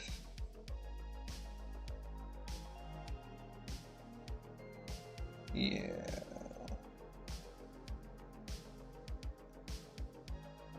There's a lot of really cool stuff. Some of them are public domain, some of them are... You need to say what it is. But it's fine. Yeah, there's a lot of really cool stuff on that website that you can check out. There's, again, a lot of like open source stuff. I chose open source stuff.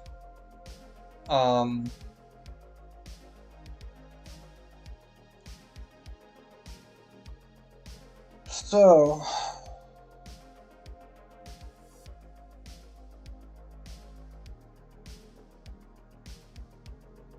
yeah. So each tile,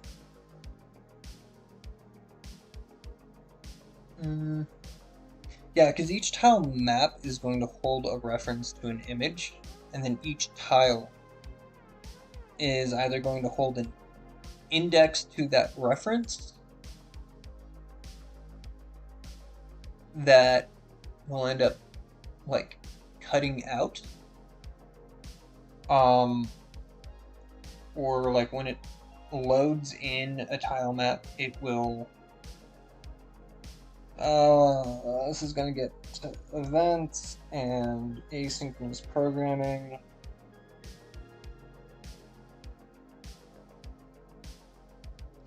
Do I have enough coffee for this? No, I'm out of coffee. How long have I been doing this crap for? 2 hours? I can do better.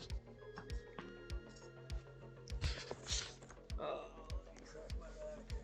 I'll start here.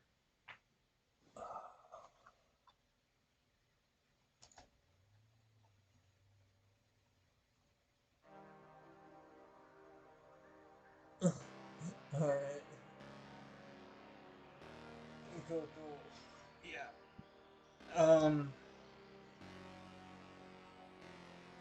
No, it says you're here. Alright.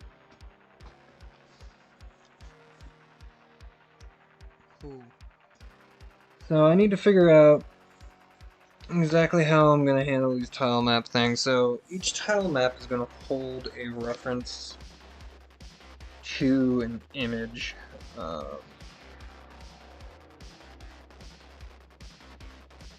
No, there is never enough coffee. I concur. Alright.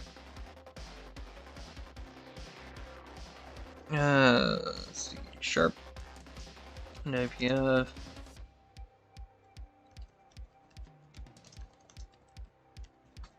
I think.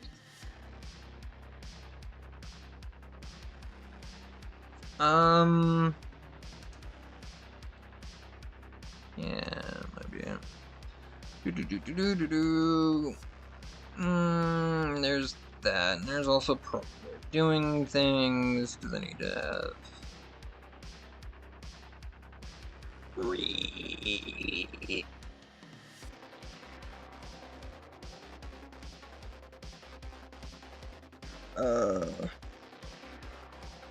Ah.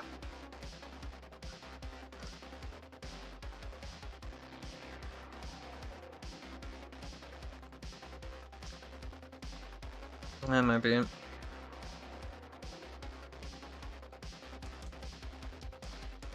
There we go. Load Doobly Jam during runtime. Neither of these are answered. That's fine.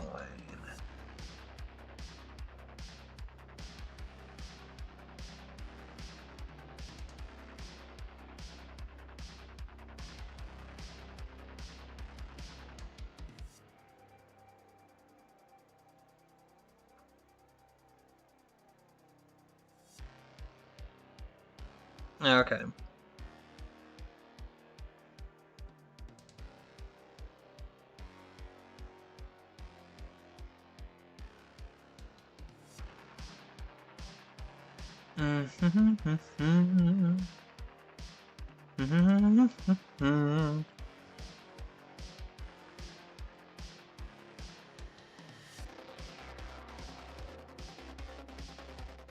Add an existing item.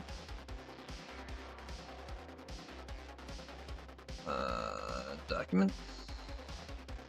No. What?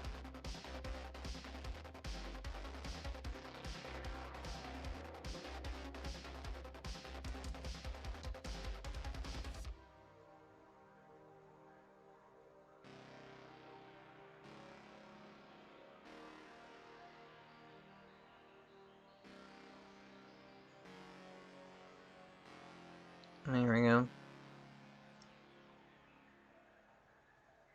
Okay.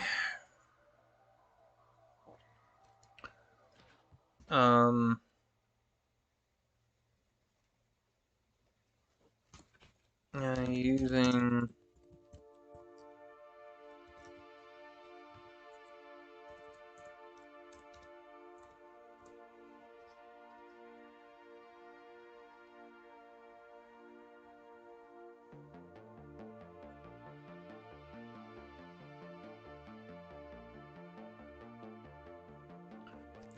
C# bitmap.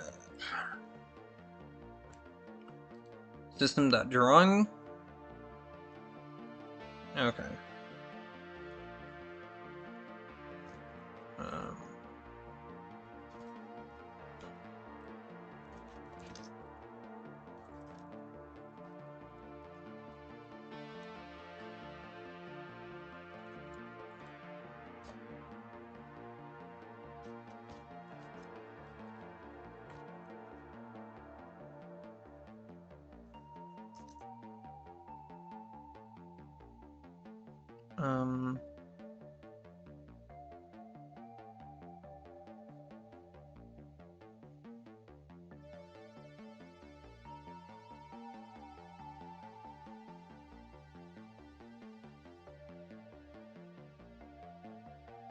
Thought I already had this con. Isn't that drawing that common?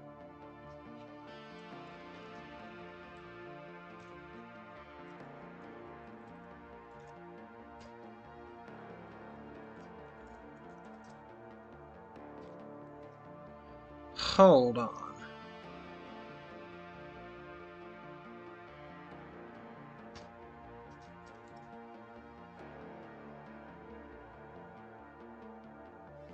Okay.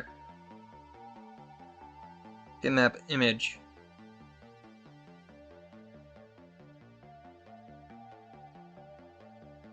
System Windows Media Imaging. Okay. No Windows Media Imaging. Okay. So Tilemap. Instead of system.drawing, it is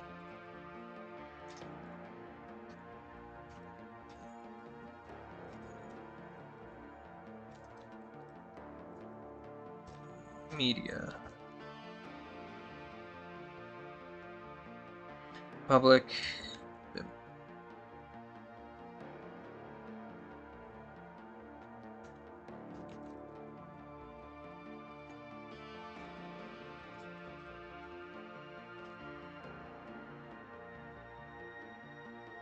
Imaging. Okay. I don't need that. I just need that.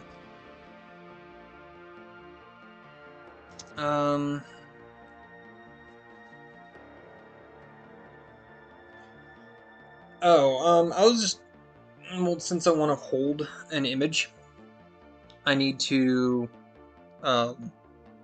store it in the proper format. So I was just looking up how to, like, what that particular format actually is, and it requires using certain libraries and DLLs and assemblies in order to do that. So I was just looking up what assembly I needed to use for that.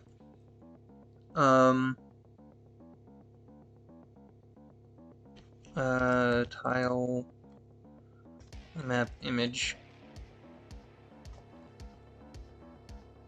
Okay, it's gonna be that, and then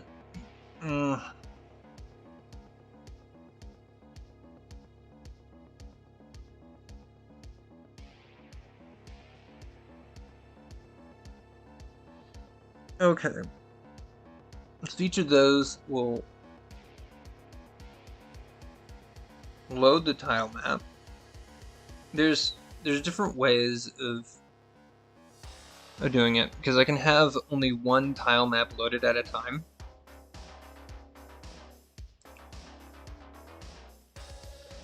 Oh. Well, I'm only going to have one tile map loaded at a time. Right, as like the active tile map. And what I can do is I can like dispose of the old tile map and load in a new one. Which is really good for like RAM allocation and things like that. Probably not going to actually be dealing with a lot of like different tile maps at the same time.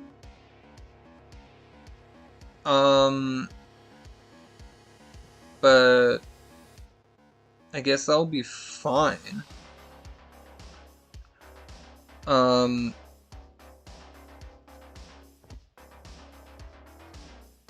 Yeah, so the tile map is also going to have public, I mean, you could do a public static image, bitmap image. It means I will force only one at a time. And that might be dangerous.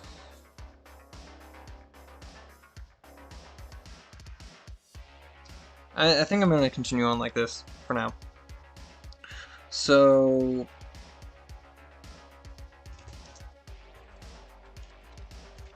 tile width, I'm going to say that that's 32. Height, tile width, tile height. I should camel case these because so I can actually read what it's saying. Type public class tile. Now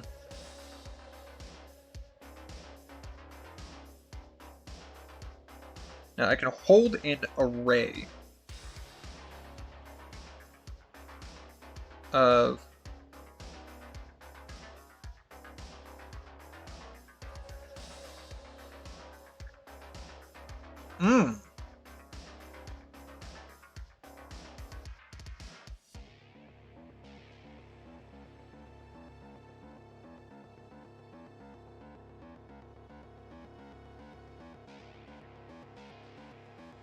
I mean, if this is going to be by reference, right, I can generate an array of tiles. Each tile is going to hold like a snippet of the tile map image.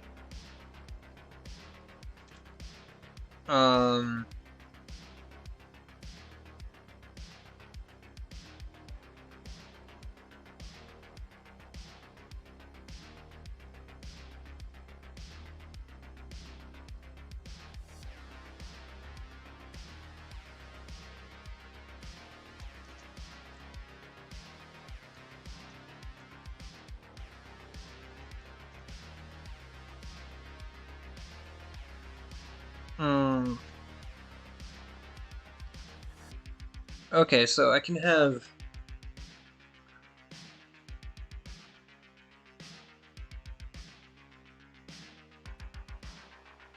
well, let's say we have a base tile. Okay, so we can have like a list of the base tiles, right? And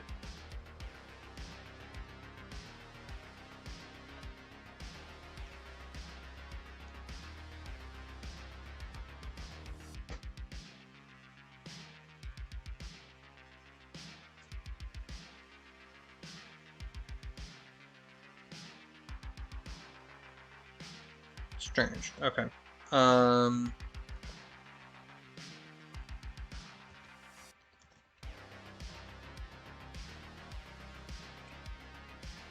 Because each tile map isn't necessarily going to have the same number of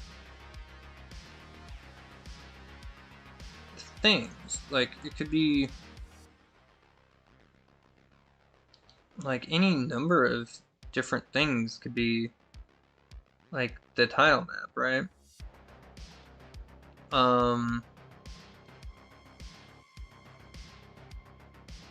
They could all be completely different sizes.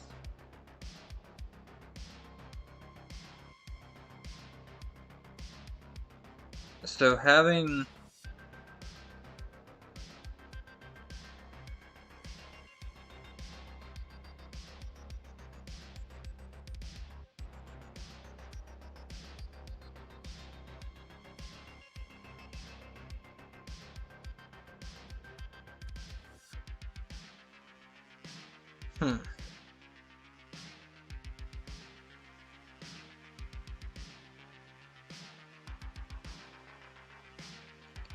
Yeah, this is interesting.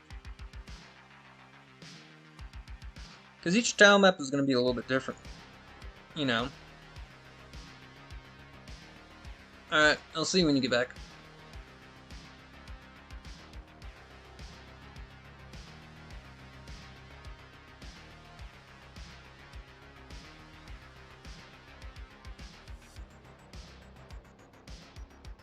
Oh, dope!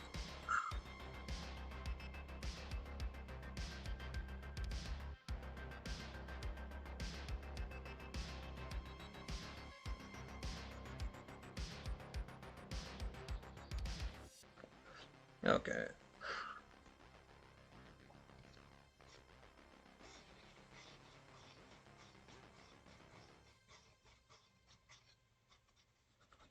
Hmm.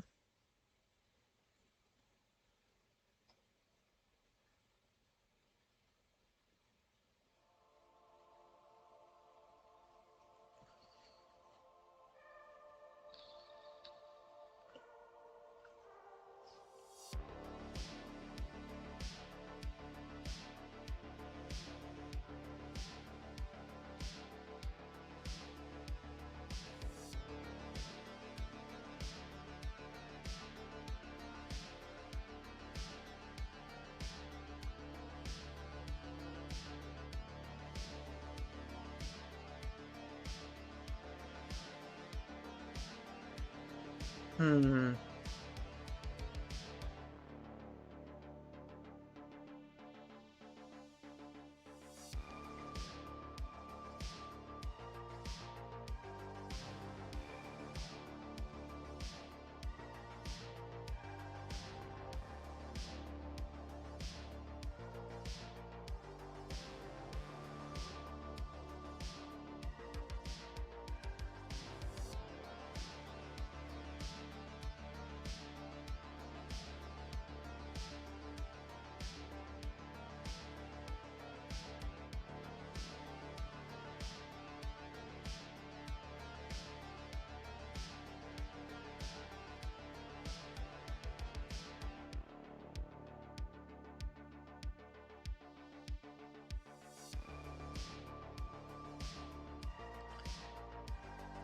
I was watching this later.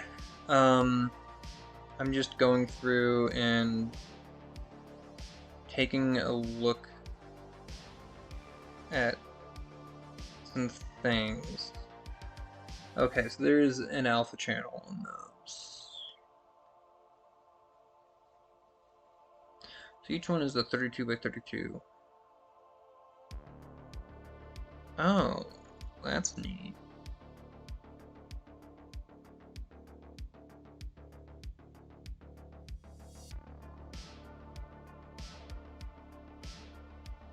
Okay, that's what's going on there.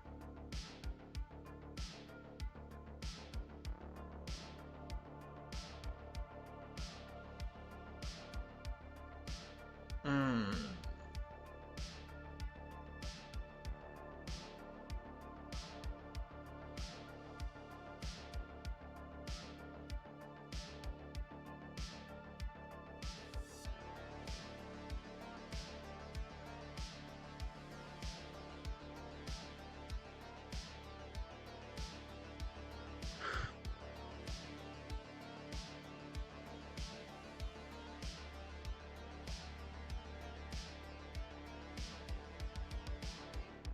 Okay.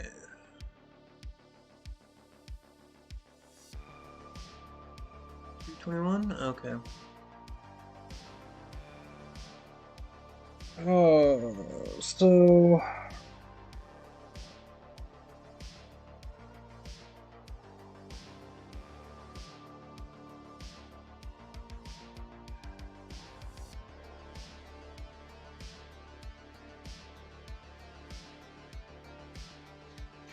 generating the tile map is going to be kind of interesting.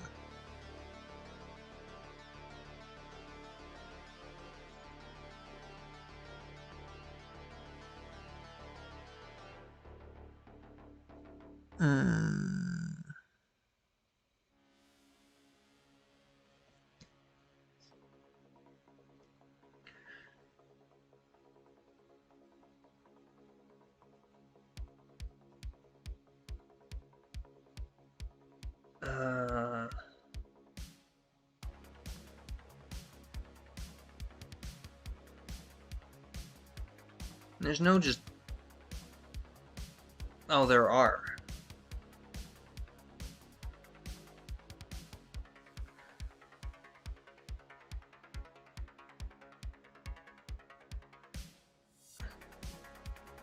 Could do that. Way to separate the walls from the floors. If I wanted to do that.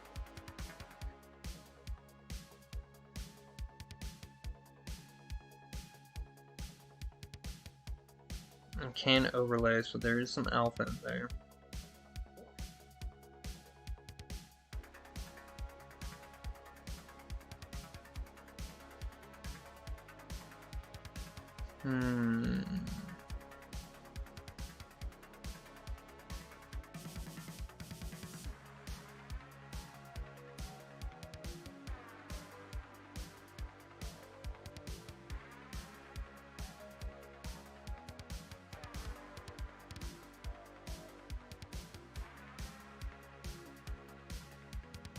Okay. I'm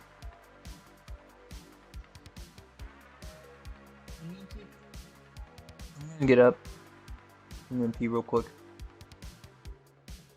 And what have you.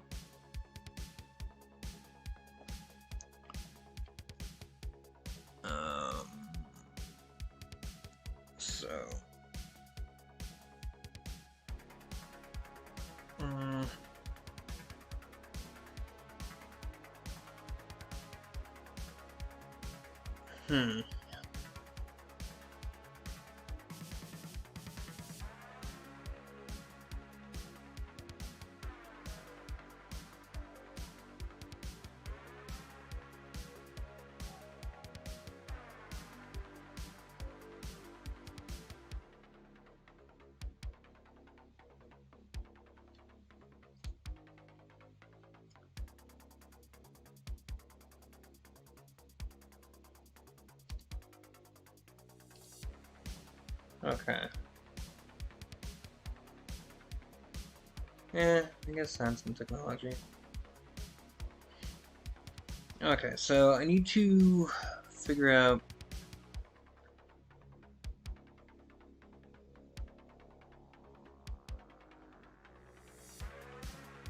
a good way of doing this.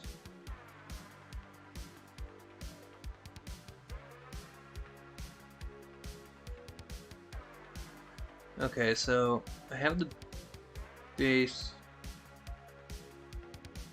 tile, and the map is going to have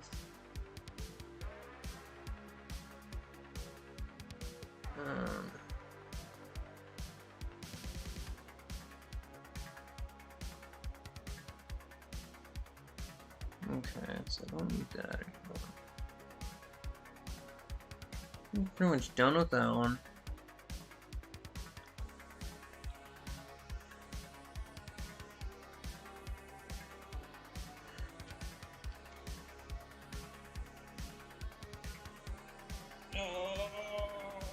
Welcome back.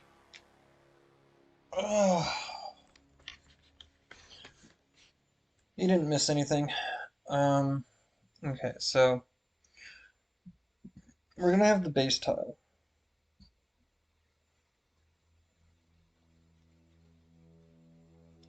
And what I was thinking of is that one of the issues that we have is that each tile map might be completely different from one another, right?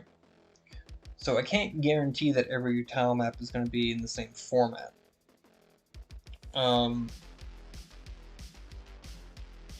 I mean, this is a little bit pedantic, because if all I'm trying to do is just generate just for this game and only this game. I won't really have to worry about these kinds of things that much, but I'm also creating like a whole game engine from scratch. So one of the features of that is that it would behoove me to be able to swap out assets as I see fit, or have more than just the maps that I'm going to be using. So I want to leave this as open as possible so that I could go back and like I can make like a whole nother game based off of this same code base at a later time. So it would be really good to leave this as more of a game engine and less of a purely integrated game engine, so that I can go back and I can make like a sequel to this game using the same engine. So in order to do that, I'm going to need to be able to create a tilemap object, and I need to be able to populate it with the proper things. And I'm thinking that I'm going to end up using a dictionary for that. And what a dictionary does is that you can index a list of things using something other than just a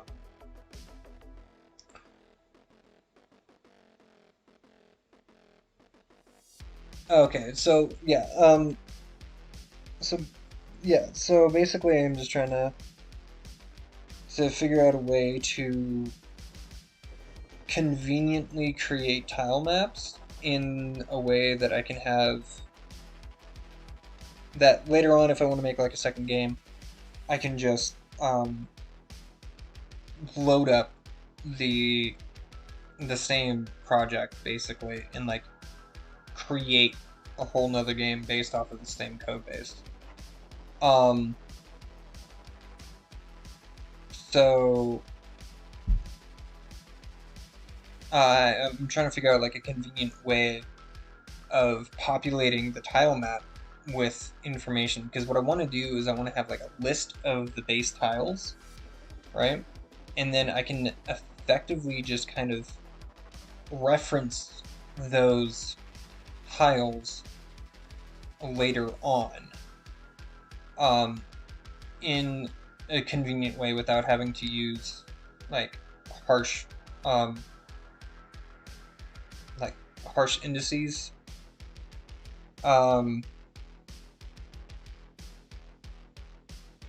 Yeah, I'm also gonna put traps. Alright, because I want to have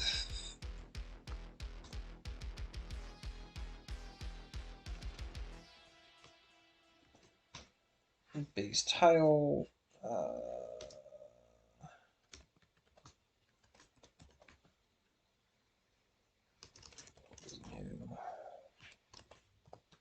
need to instantiate it.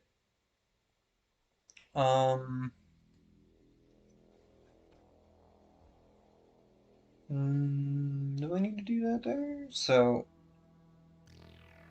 yeah, this way I can effectively seed the dictionary. So a dictionary allows you to index a list without using numbers. You can use like strings, so it's more user friendly.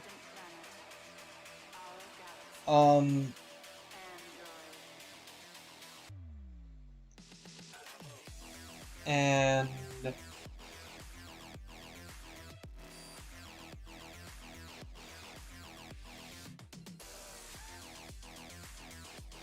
yeah.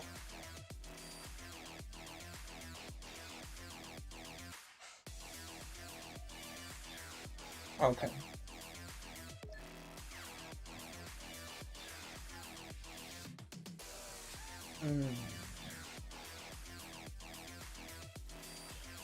Yeah, okay. So this dictionary is just a list, and I can index the list using strings. or just text, basically. So we're going to have more easily accessible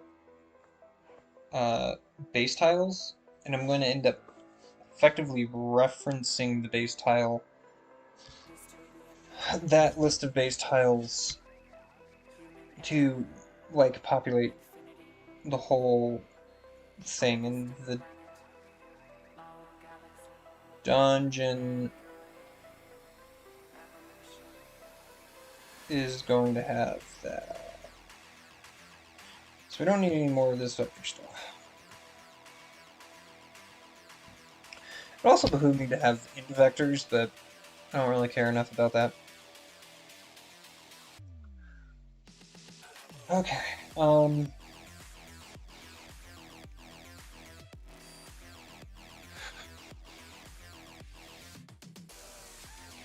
so C sharp.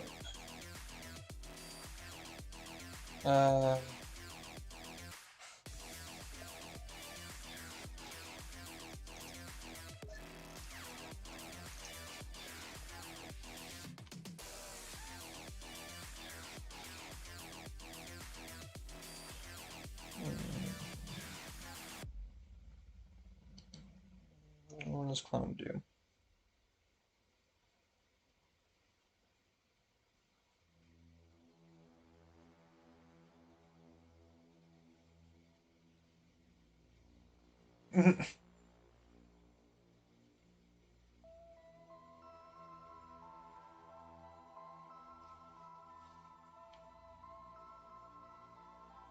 Yeah, it seems like you're a little bit far behind.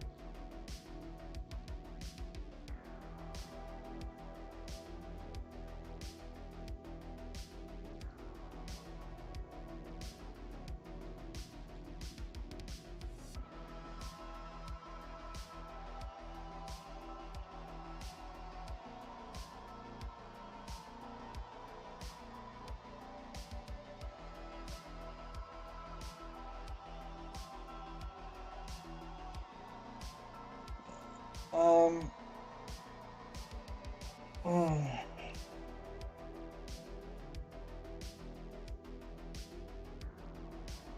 Alright. So let's see.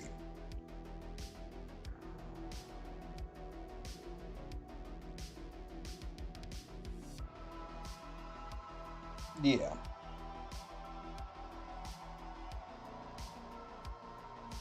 Okay.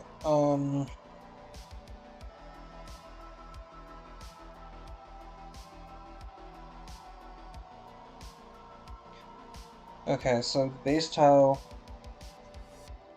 is going to have a dictionary of base tiles.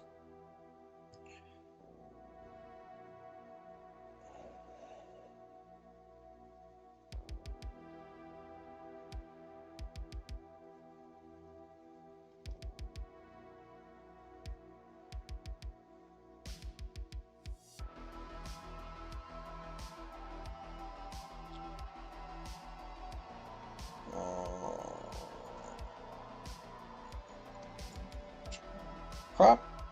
Ooh. rocks.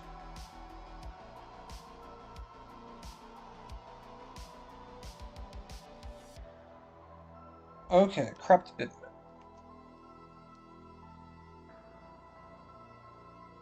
Bitmap source and source rect.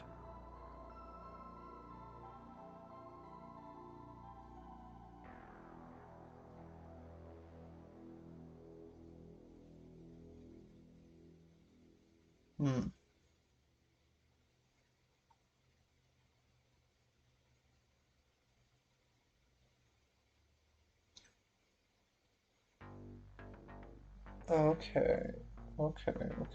It's a cropped bitmap.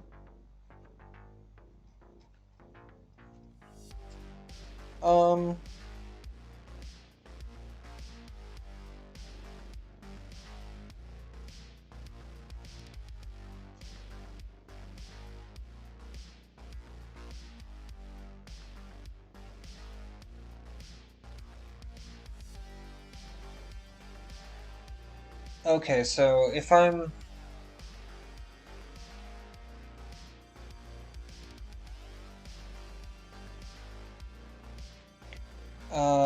I need to figure out how to instance...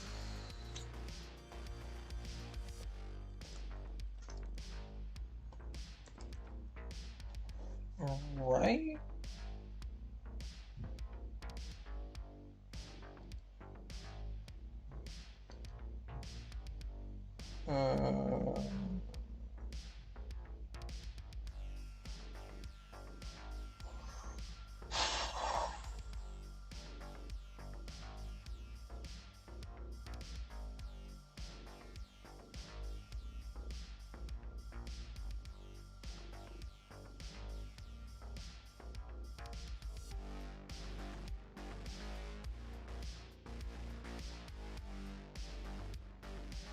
Uh...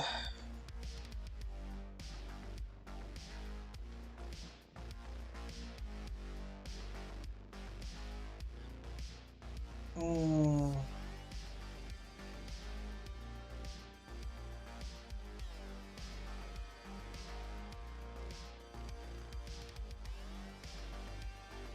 Hmm.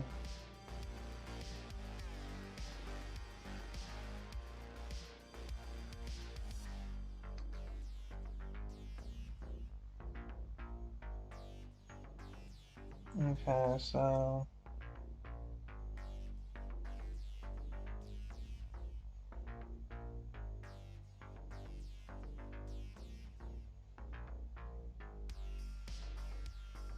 Hmm.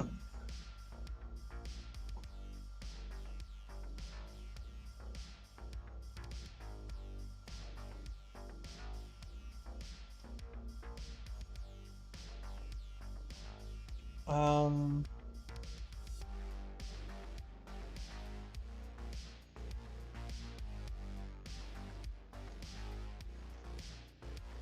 God, there's a lot.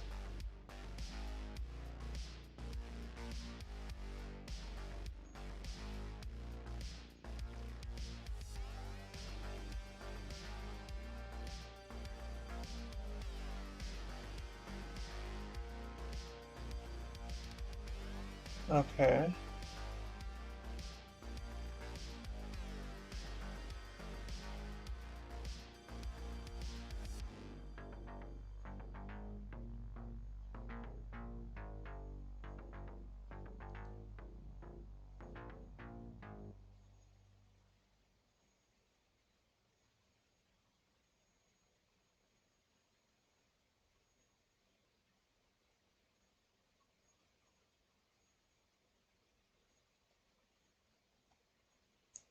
Um... Don't actually care about that yet.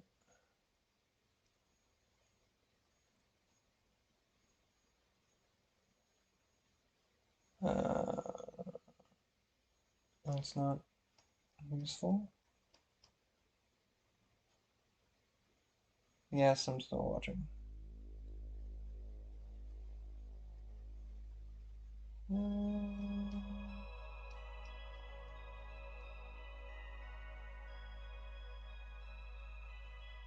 Oh,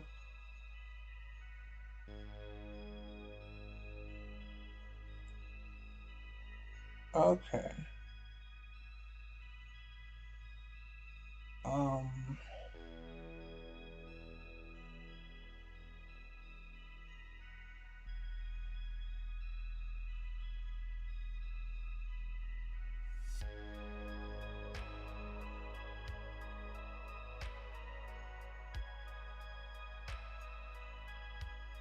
Okay.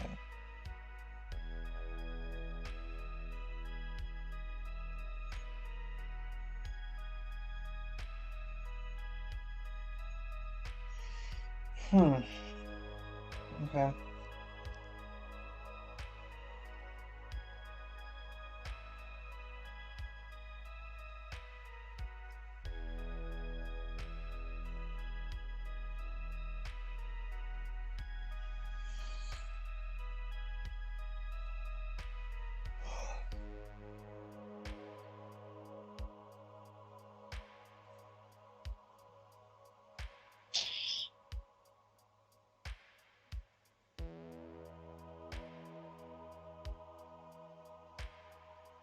Hmm.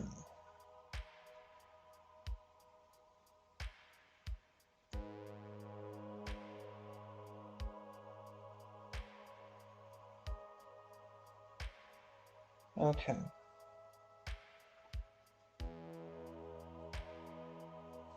Oh.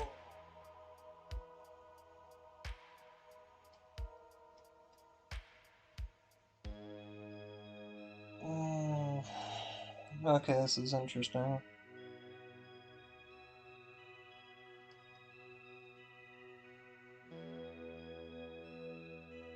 Um.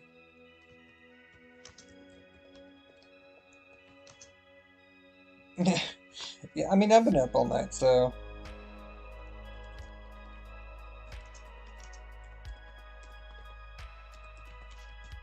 can I do that?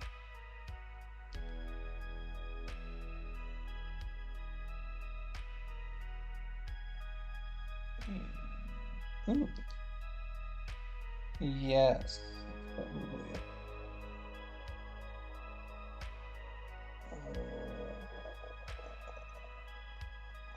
Okay.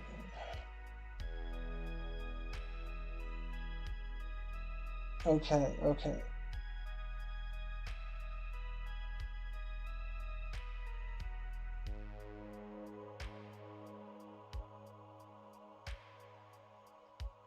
Um,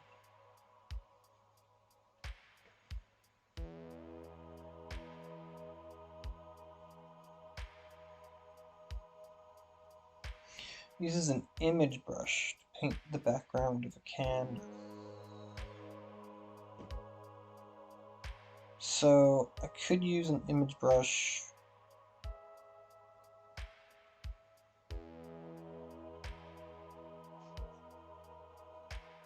Okay, to actually draw it.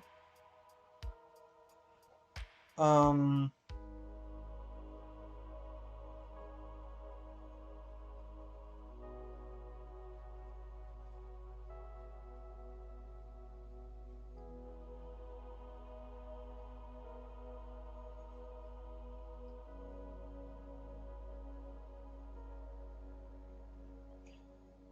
and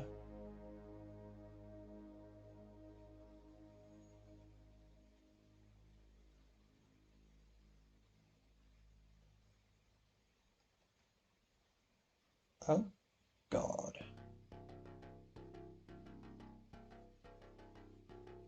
Tile brush.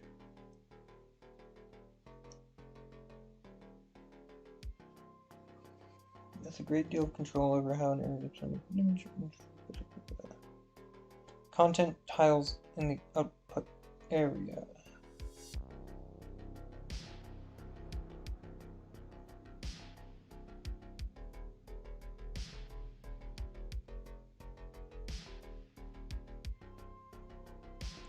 Okay, tile brush overview.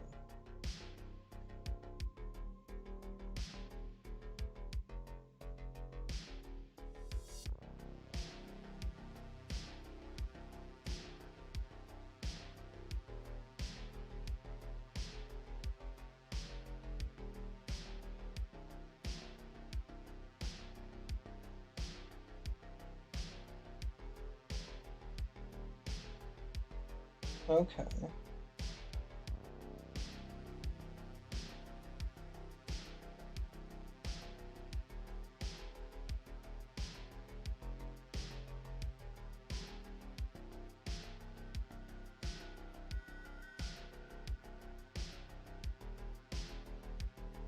Um,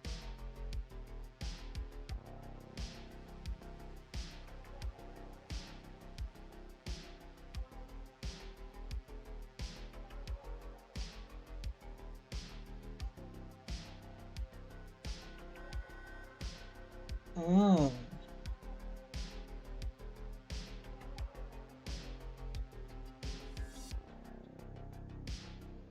think I figured this out.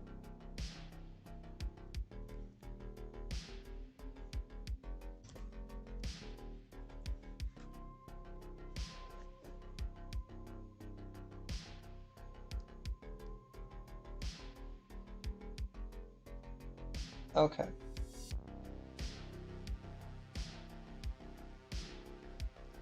Okay, so I am gonna have to end up using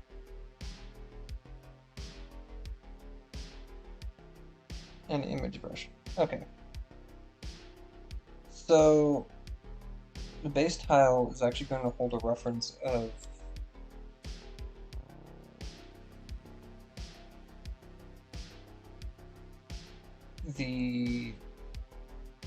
it's the base tile. Yeah, it's going to be the base tiles. And they are going to hold a reference. And the base tiles are going to hold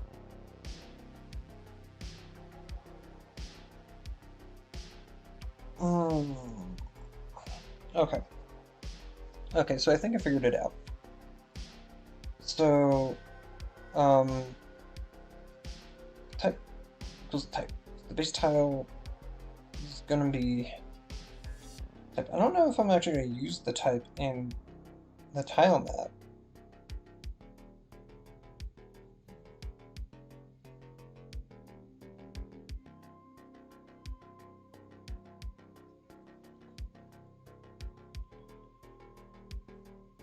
Okay, maybe. I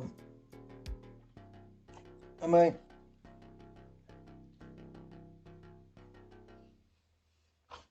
actually change these definitions later, but I'm just gonna roll with it for now. So, um,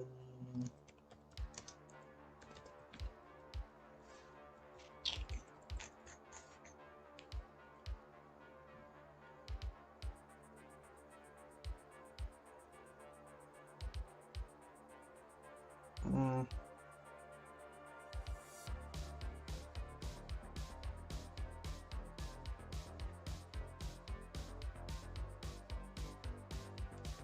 God, this song bloody slaps.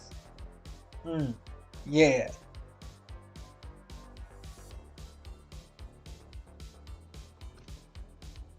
Kinda wish I had my webcam on, but I don't care enough to do that. This is pretty good. I like not having my dumbass face obscuring the view of everything. Okay, so so I need to have an offset, and that offset is going to have basically if I yeah.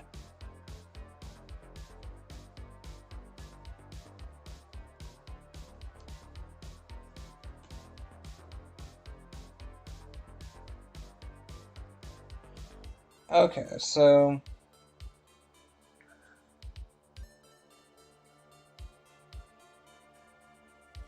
yeah, I don't know. I might do it for the next stream or something. It takes effort to set all that up.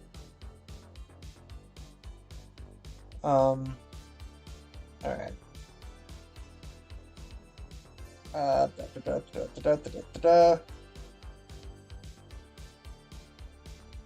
Okay. So if I have the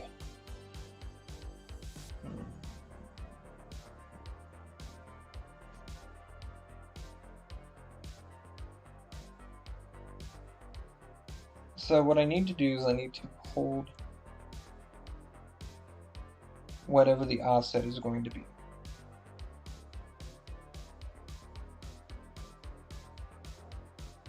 I could also create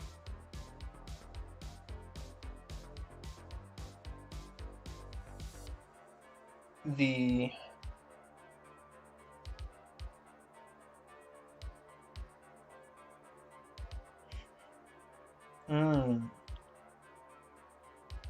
might not be able to do it that way. Right, because if I use an image brush, it is a singular object, and I'm not entirely sure if I can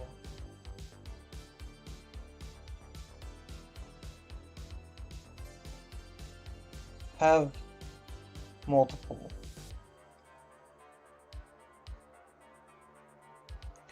Well, let's try something. Grid name equals, let's say, main grid.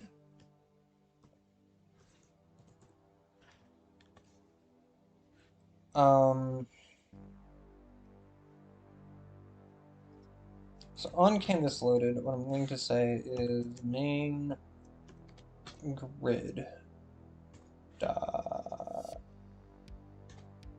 row definition. I'm gonna do this in a loop. So for int I equals 0, 5, plus main grid dot row definitions dot add new row definition, and then main grid column definitions dot add new column definition. I'm gonna do that. This is a for loop. We have an iterator. Int I is usually the same thing, and it starts at 0 and goes up until this condition. While this condition is true, and then this is what you do with that iterator.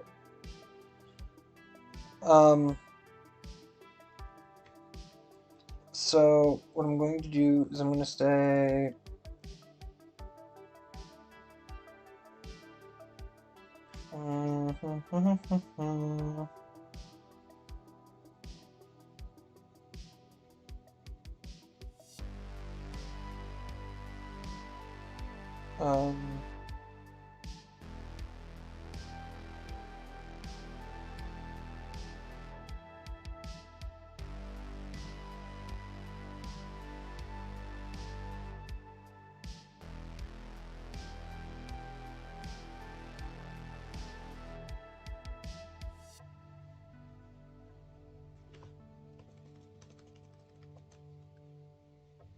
okay.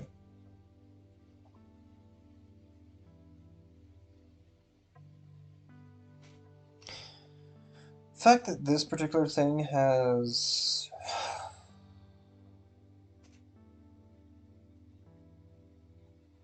I'm gonna rename this to test tiles.png. Alright, so I'm gonna have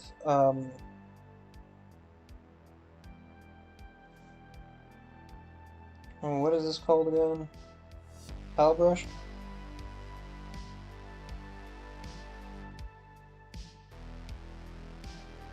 So it's gonna be an image brush.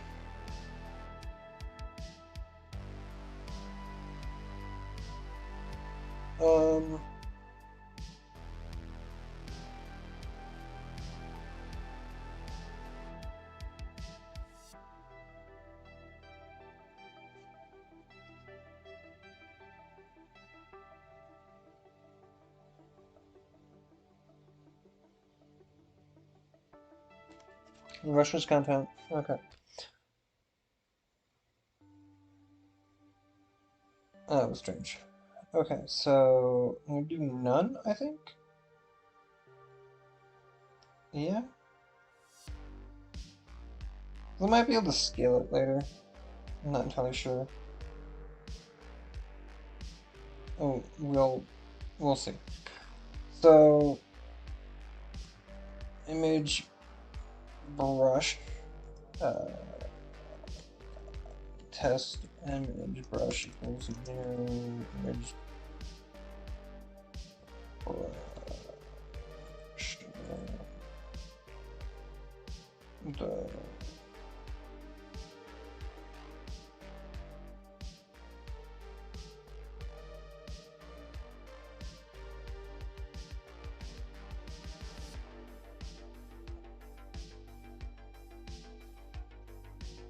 Okay. So I'm gonna need to create a new rectangle.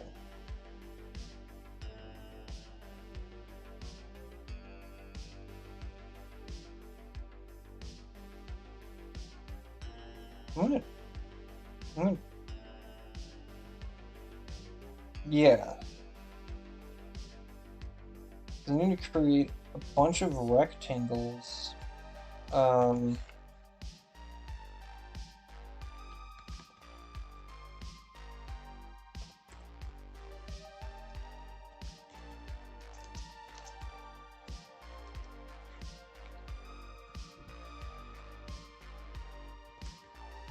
This is a two-dimensional array.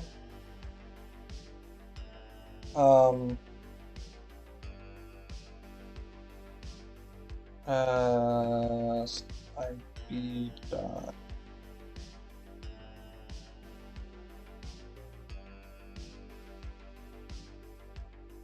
image source equals new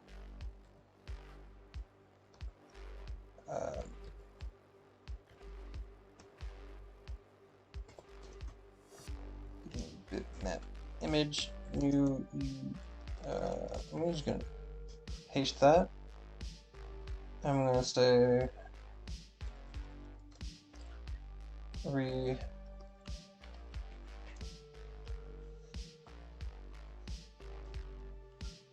this is gonna be test tiles PNG.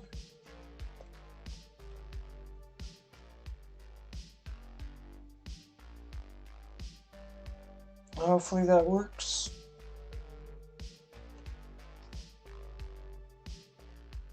Well, let's build the solution. Hopefully it doesn't. Yay, it succeeded! Good. Alright, so.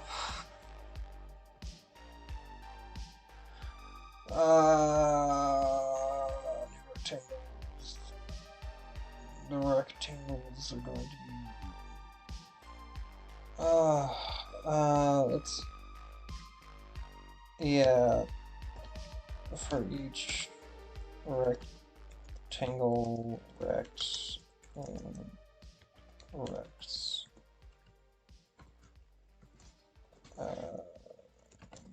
Grid dot children. Oh, this isn't going to work very well. Alright. Int y equals 0, y less than 5, y plus plus. This is a terrible way of doing this. Don't do this. A lot of hard-coded stuff, but this is for testing purposes, so it doesn't matter.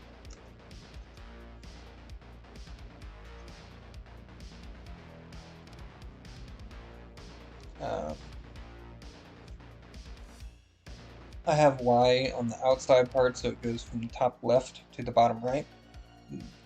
It goes left to right, top down, in that order.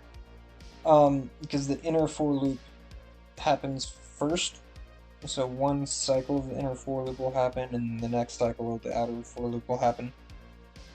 I'll probably end up explaining that a little bit in more detail at a later time. I just want to see if this is actually working. So for one, main grid dot children dot add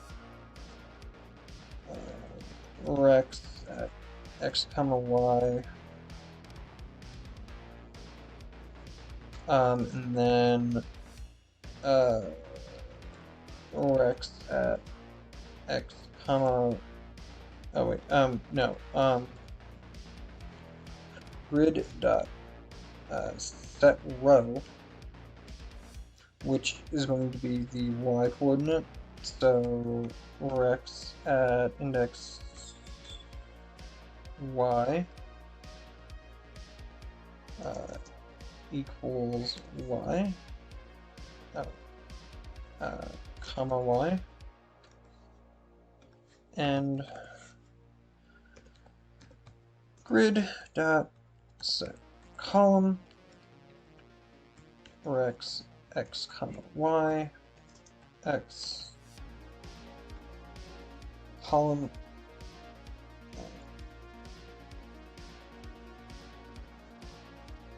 so the column is the x value, the row is the y value. So that will set all that up properly. So now for here, it doesn't really matter. Let's take a look at this.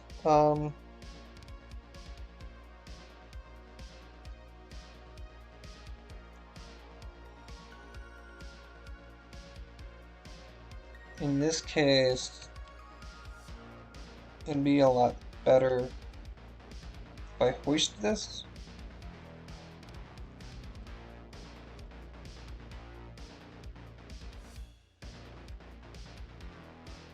Alright, because I want to declare it before I use it. Because what I can do here is I can say rex at x comma y dot fill is equal to, I mean, I could create like a local variable here. In fact, I'm going to do that.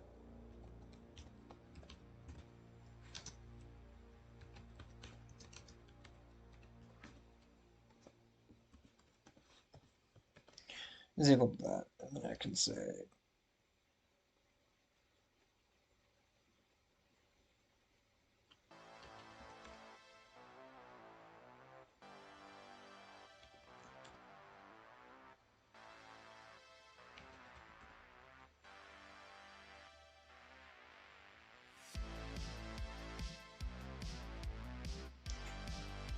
is equal to rex like that. So fill is equal to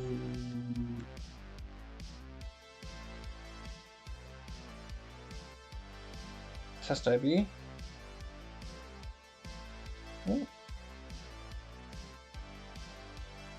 Okay.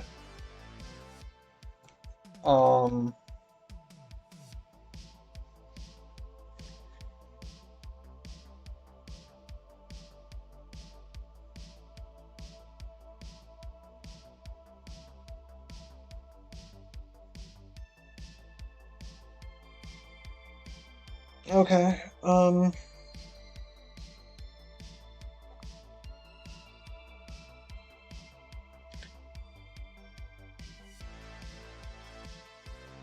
so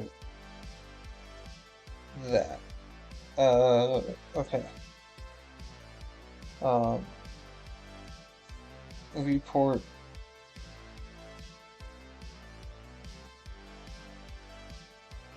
okay.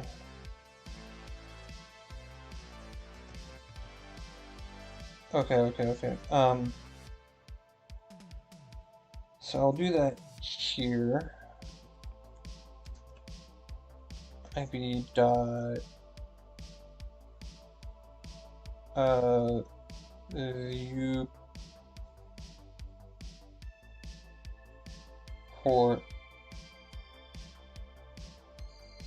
equals new rect. I'm gonna say 00 and 32. and then test IB dot view port units is equal to brush mapping mode dot absolute.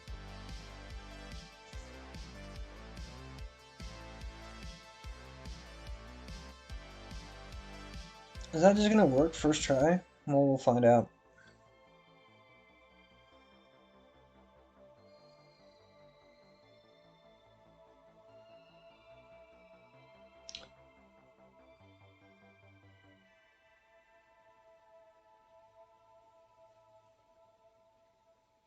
Cannot find resources.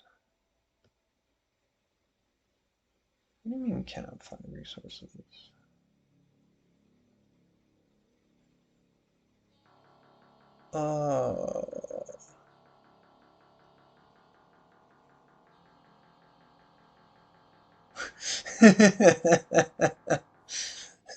Yeah.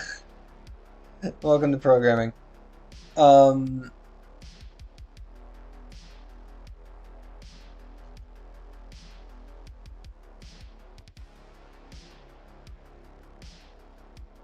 That's what happens.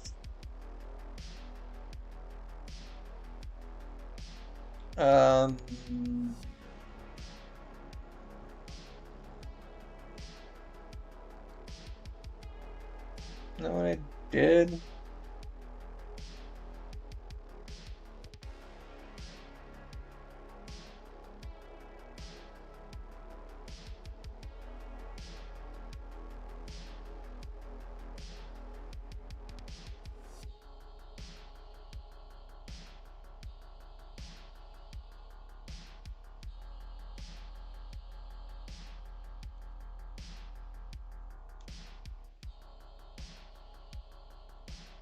Ah.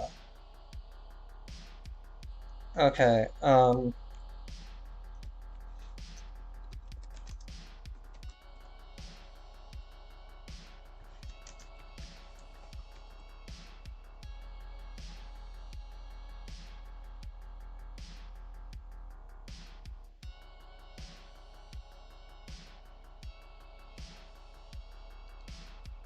create a resource file, right?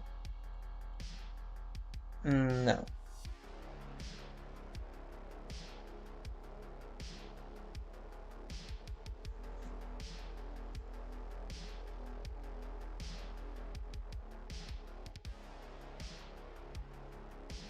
Nah, shit happens, don't worry about it. Adding a resource folder, question mark?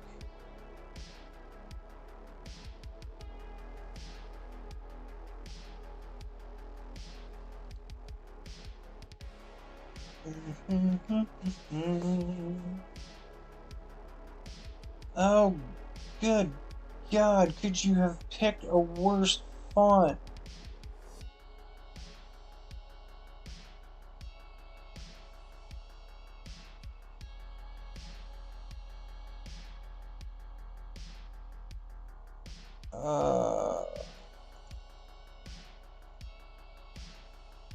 So I click resources for add existing item.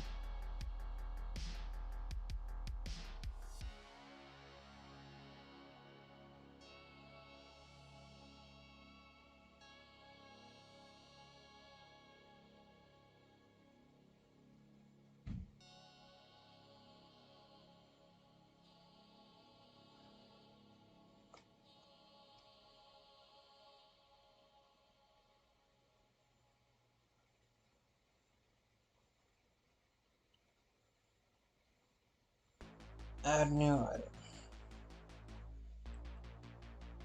Oh, that's not what I wanted to do. I don't want to open up blend.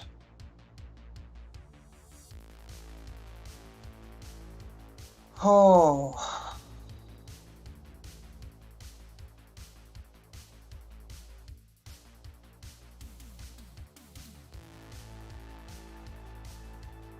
Resource picking. Can I add a new item?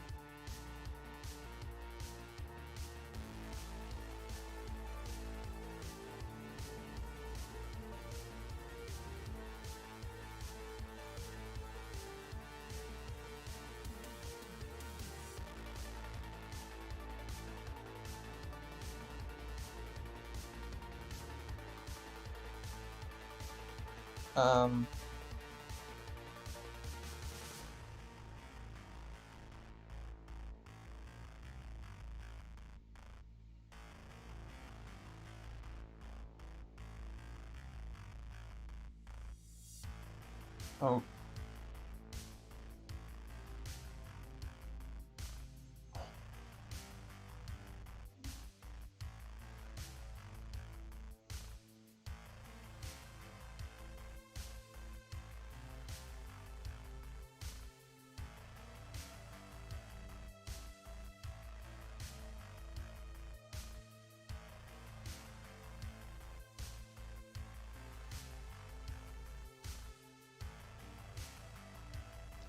This is hurting my head.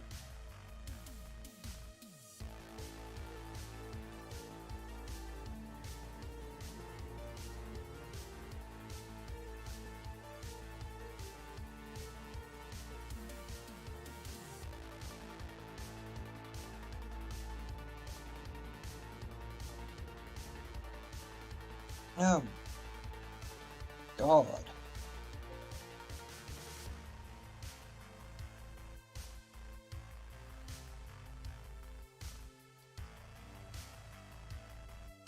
That is such hot garbage.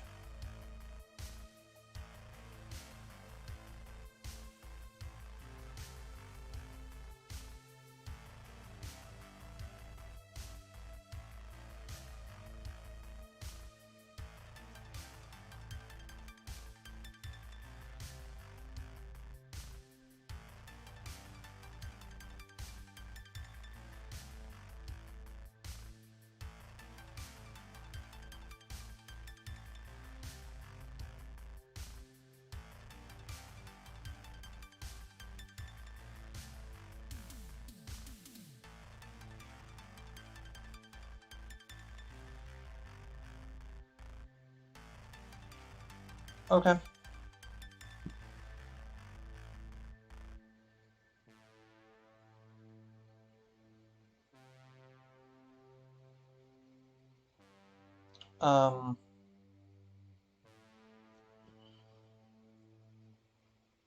Is it under stuffs? No.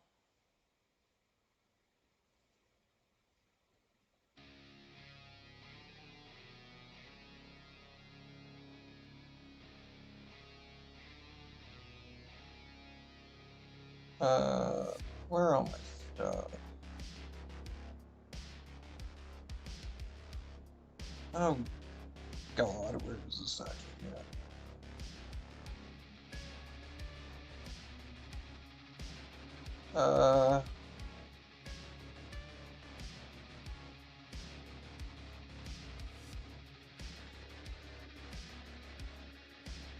Okay.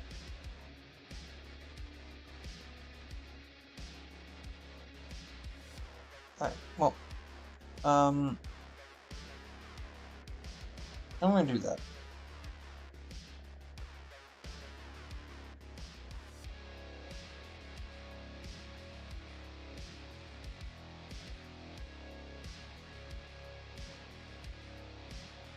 No, not it. Uh,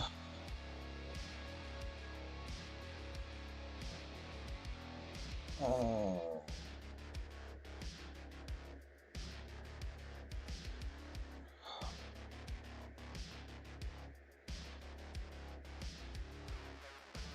Oh. Okay. I got this.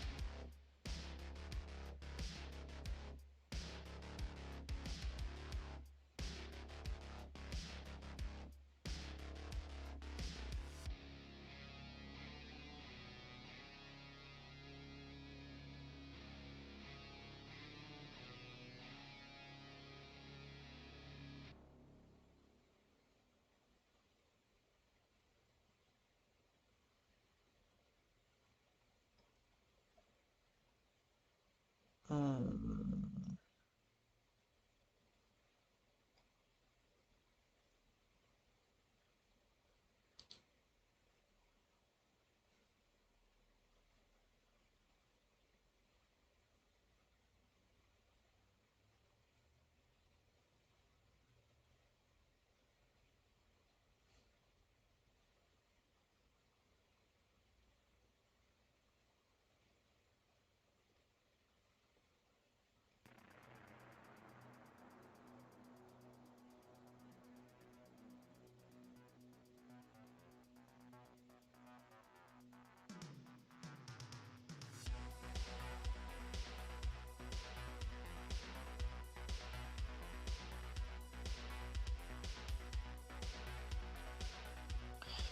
You know what?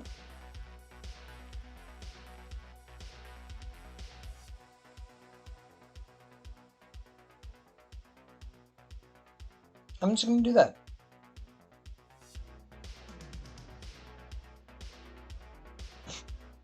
I'm just gonna do that. I'm just gonna do the terrible thing that you should never do.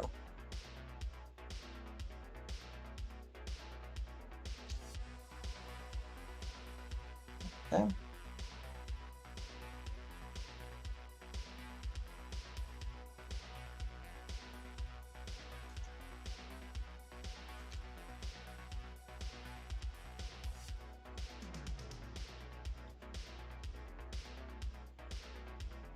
Hopefully this is gonna work.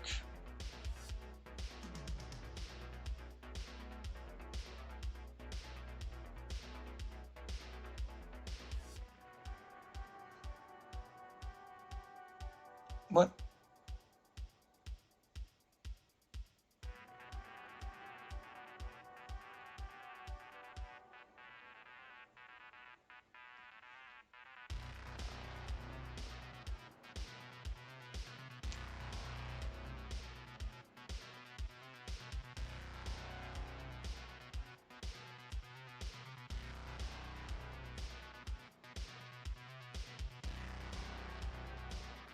Equals...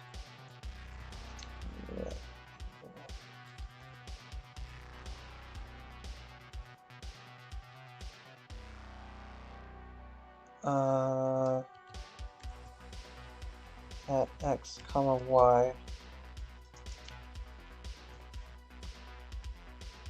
Alright, that should be it.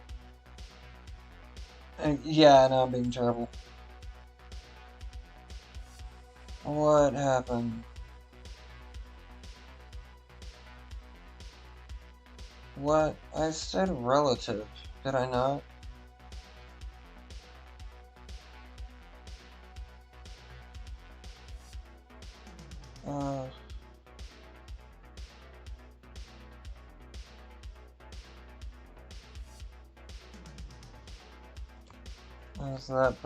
Is that it? Is that correct?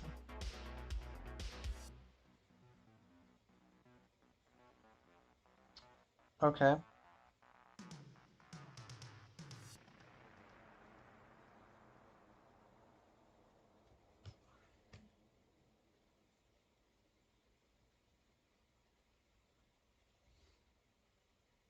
Did I?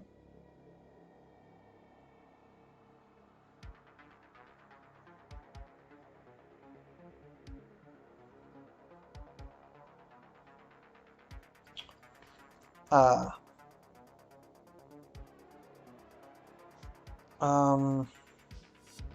Yeah, it helps if I actually do math. In which case, I'm gonna say main grid dot width is equal to 32 times 5. Main grid dot height. 32.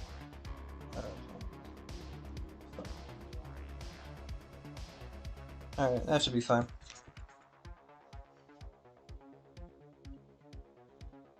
Perfect. Except not quite.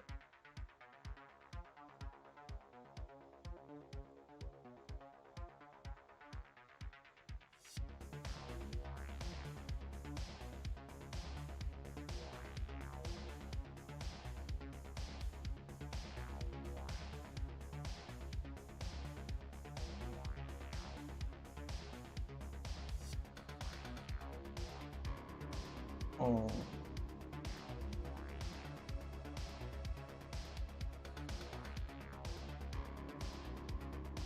Okay.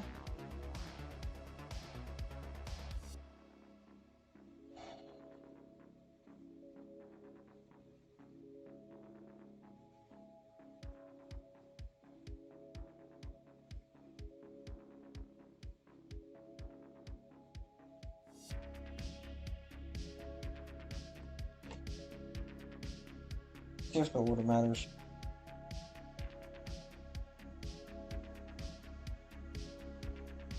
No.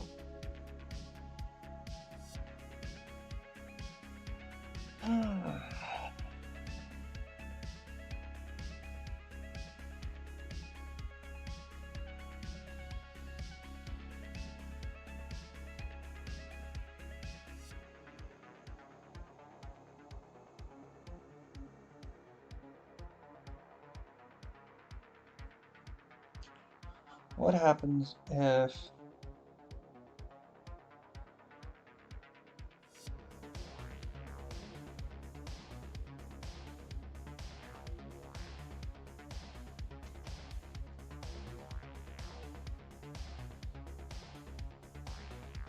What, baby?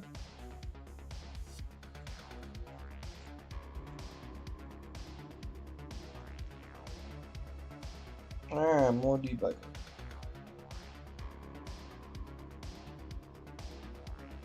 Okay.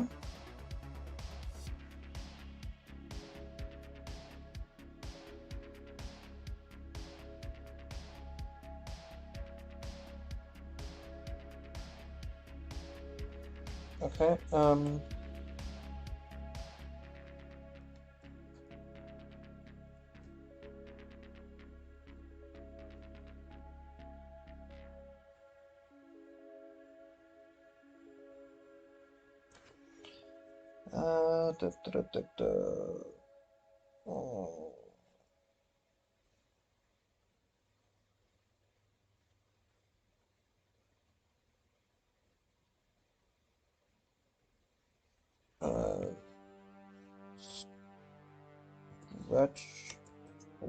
Stretched out. None?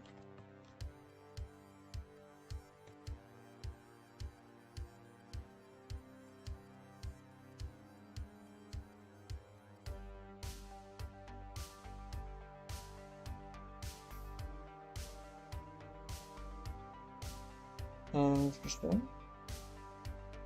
Okay, I'm getting somewhere, which one is this? Okay, tile brush.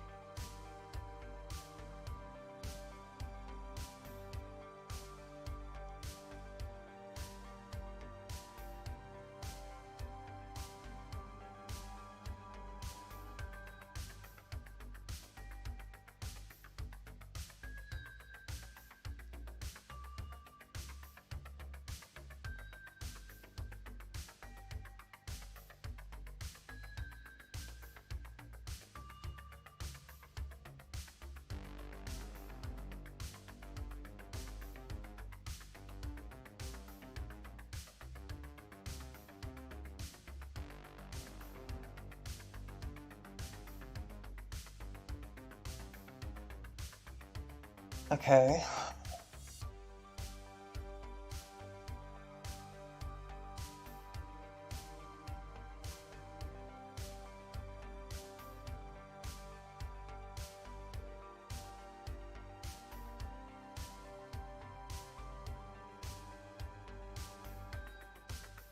Okay, tile mode.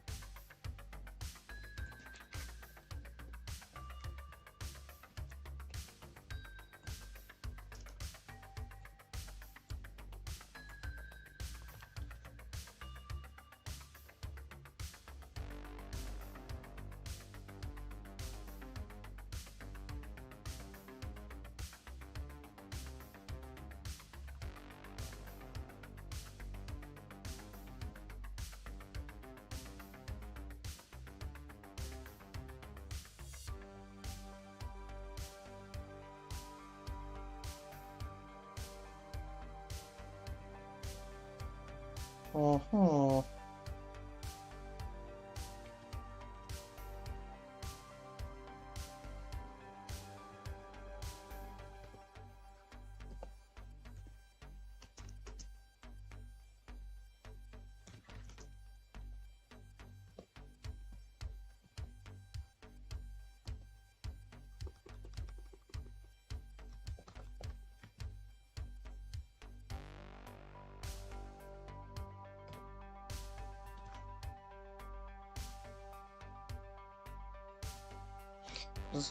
New solid color brush, colors, red.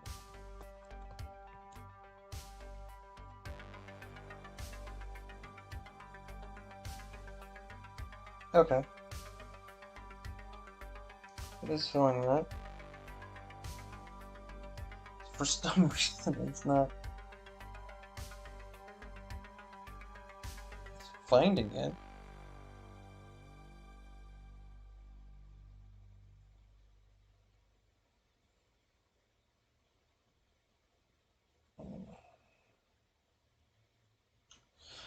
I'm trying to draw the tile map that I got.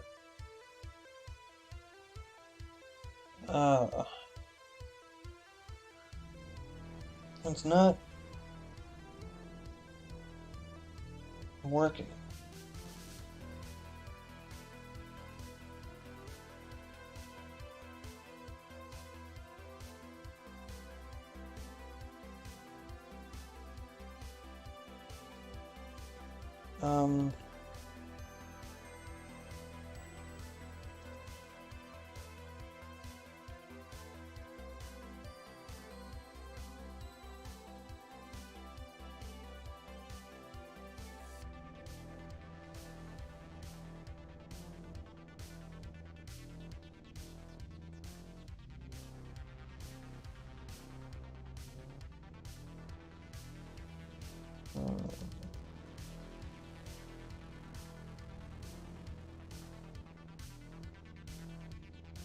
Okay.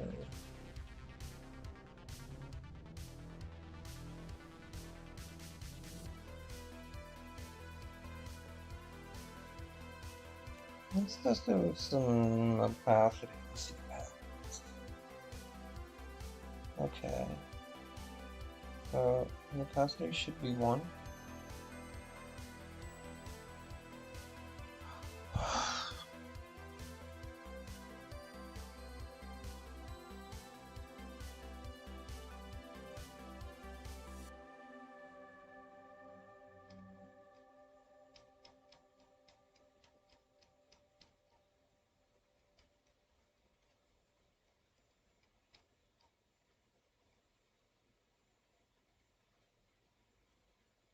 An image brush.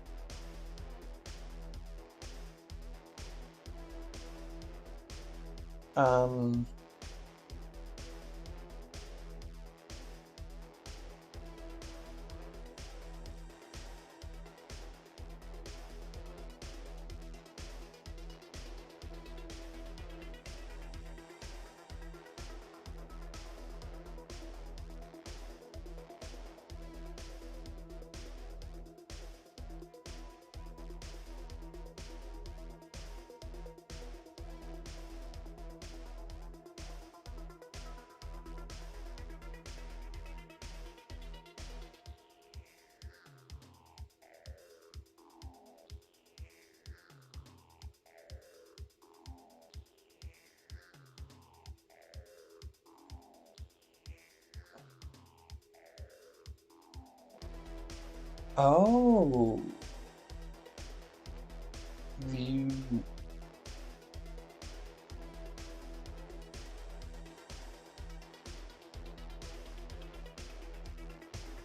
Test IB dot view box to a new rect. of 0, 0, 32, 32.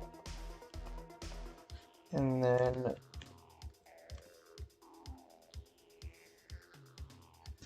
view port units to freshman. Absolute. Okay.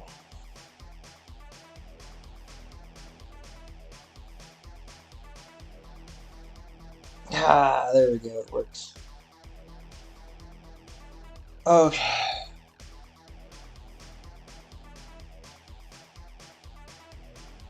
So the view port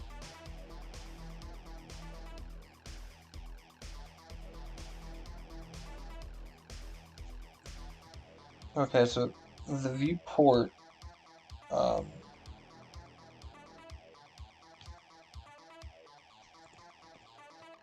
okay, so the viewport is the size of the tile, and the view box is what section of the original image you're using. So I didn't set the view box, so it was set to 0011, which was only a single pixel, which is why it was always black.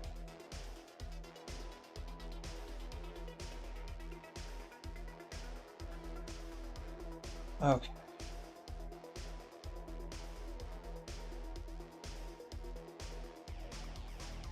Yeah, so I can't instance the rectangles because I have a single object and it's set in the grid row as set the row, set the column. So I'm gonna have to have multiple rectangles for this project.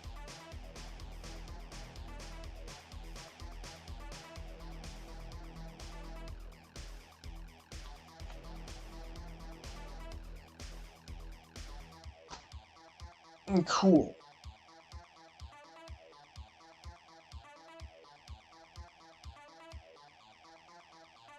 And so I have a methodology for drawing the tiles.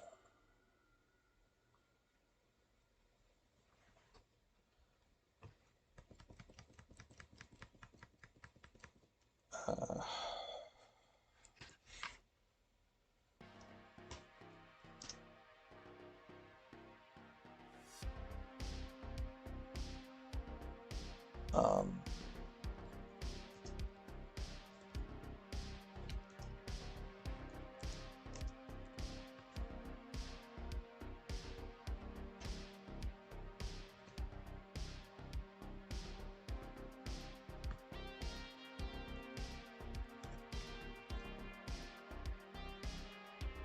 okay, push.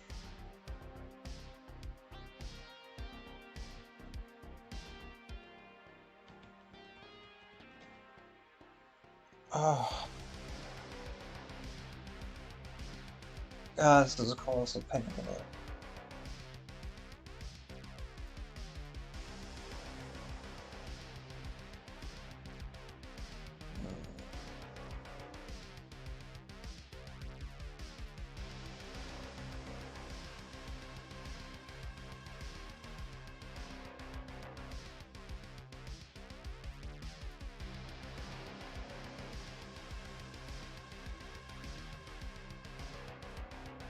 Okay.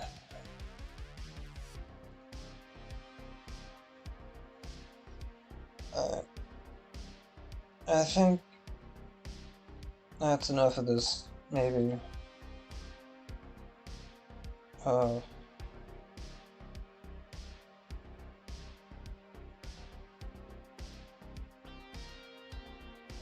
would really like to finish up the...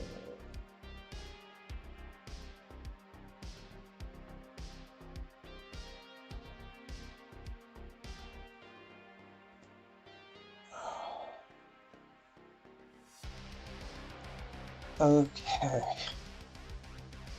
So, and now that we know how this actually works,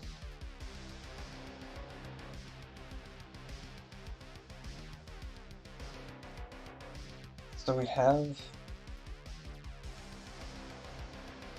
the image brush.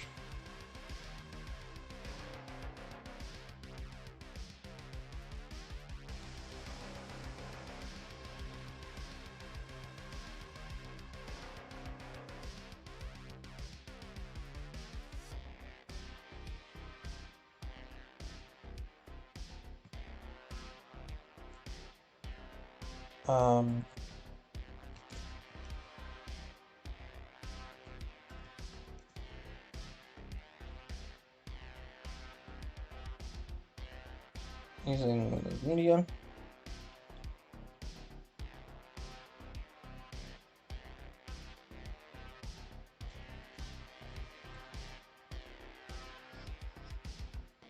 Okay. See, in the first video I said, you pick a project that should only take you 1/3 of the time that you're giving yourself. I gave myself a year, picked a project that should only take me 4 months. This is why a 4-month project is going to take a year. You run into situations like this.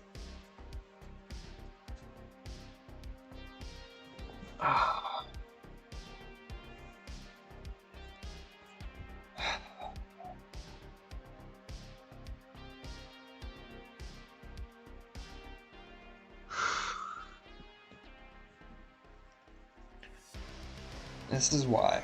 This is why, people. Alright.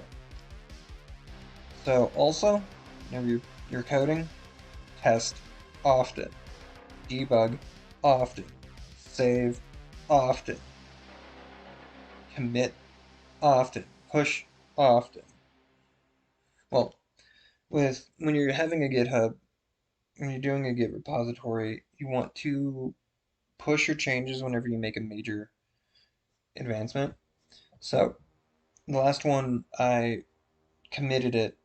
I commit and pushed because I had figured out how to do the actual drawing of the tiles, right?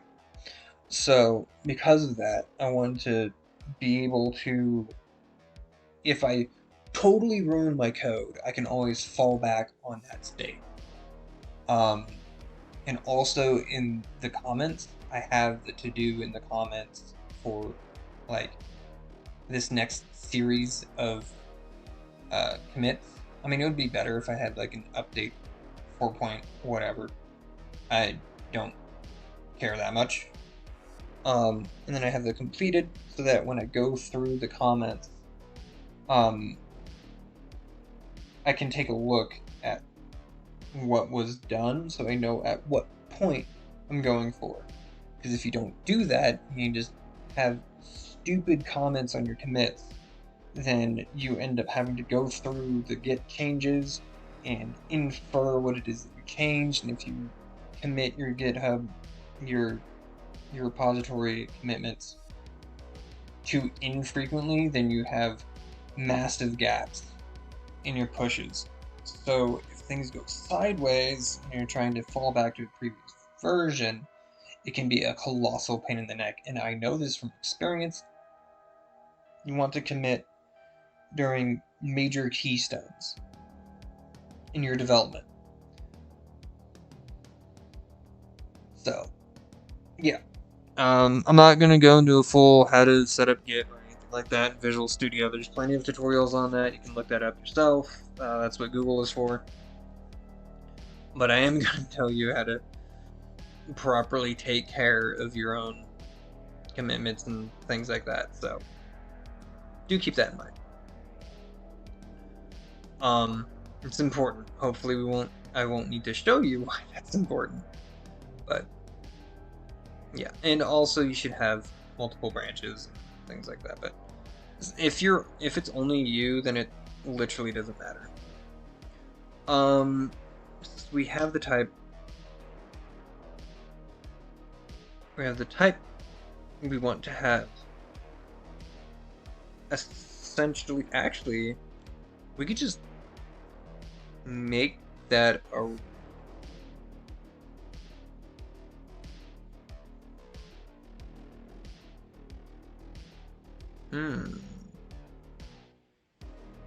we can make that a rectangle.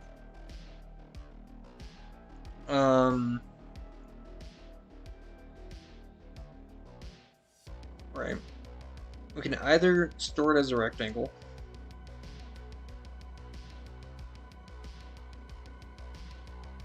as a rect, actually. Well, how's it stored in here? Yeah, it's stored as a rect, which is just a list of 4 numbers, 4 integers. Which the view box is going to be comments, people comments. So view box dictates region of image. The view port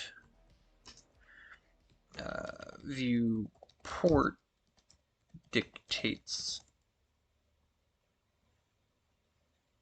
tile size.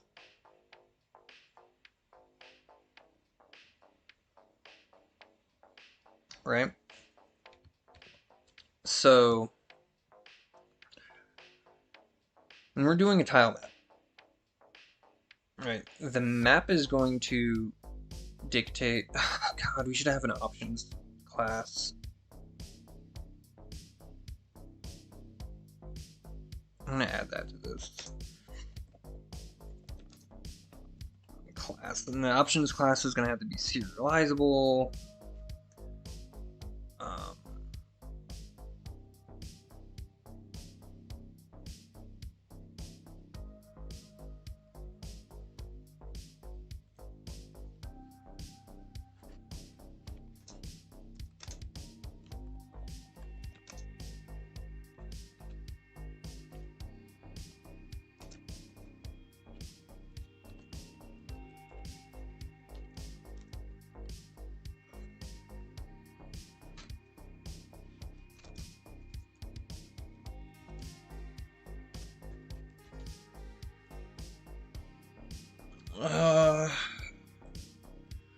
We're going to have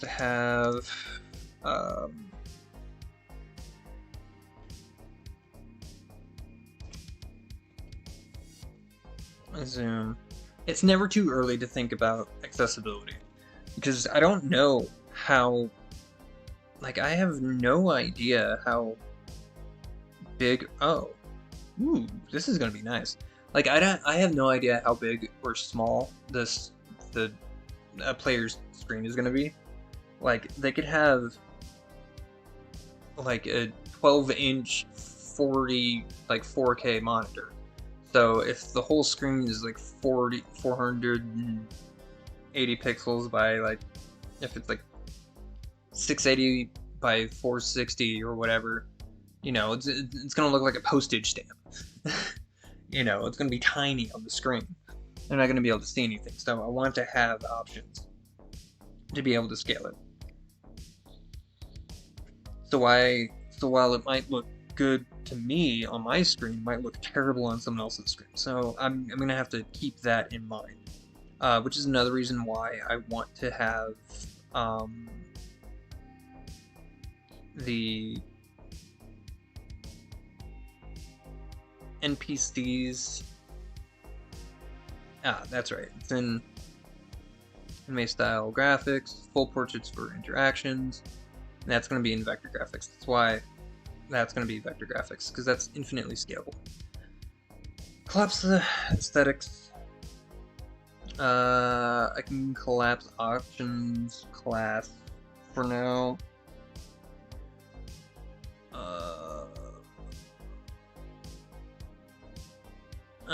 Great. It's really good that I did that.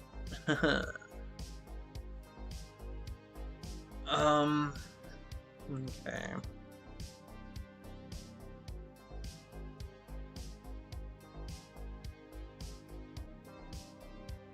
Cool.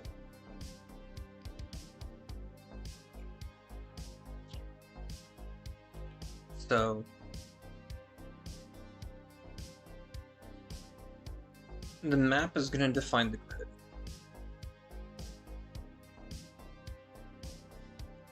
So actually, I don't need that. What I do need is that. This is a multi-line.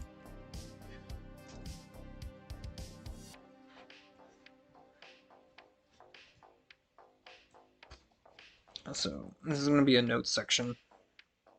So map will hold reference to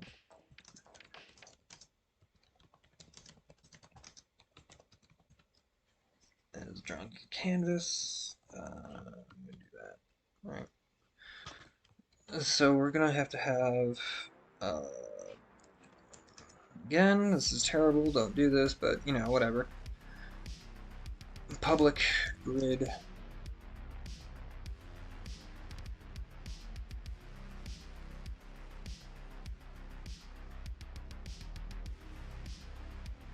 right? Yeah, I think I'm using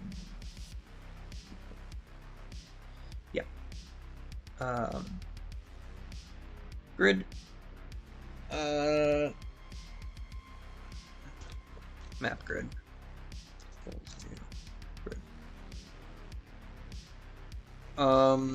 And then it's gonna have to query the options class.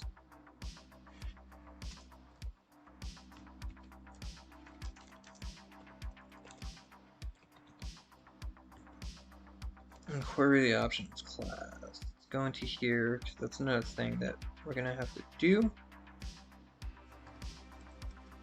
Save and load. Scale, zoom.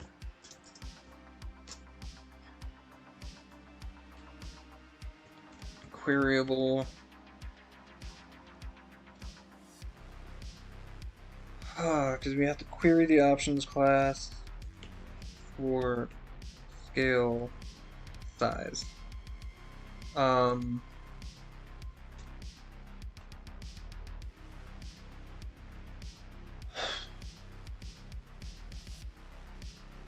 For now, we can make the scale whatever we want.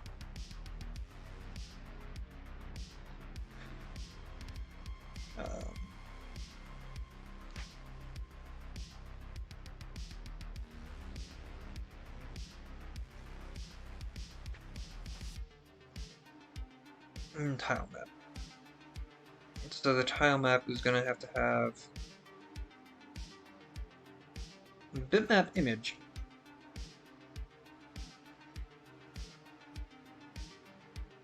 Dictionary is going to have a bunch of base tiles. And base tiles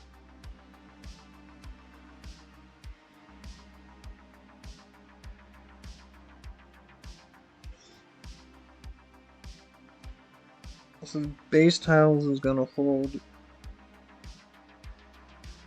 the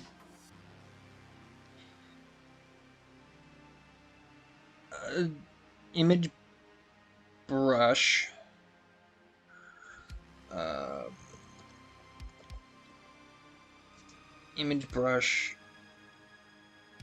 tile brush.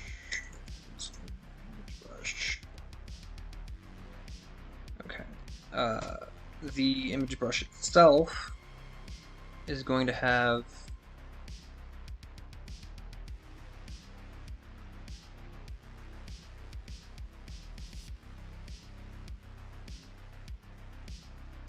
yeah. Yeah.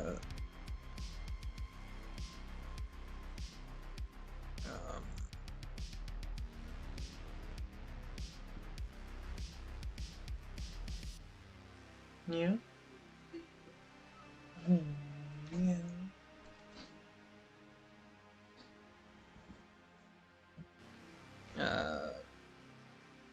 No, finish up this little bit of code real quick, okay? So, it's gonna hold an image brush. It's fine because I can instance it later. Which means the tile brush. Oh.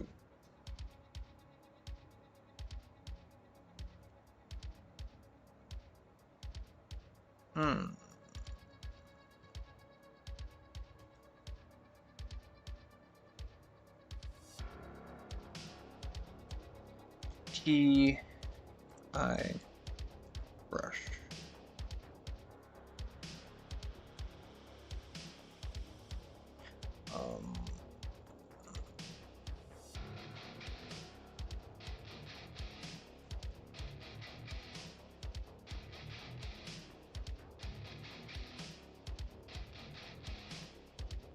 What?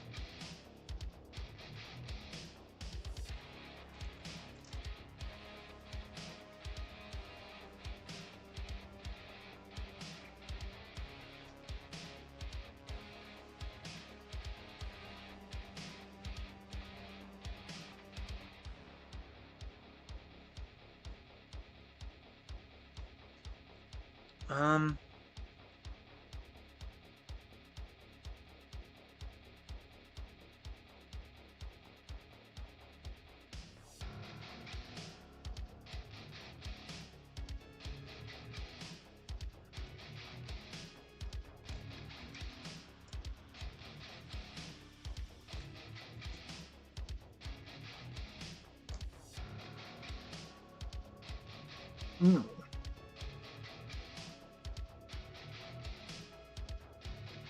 Okay. So I have to do that within.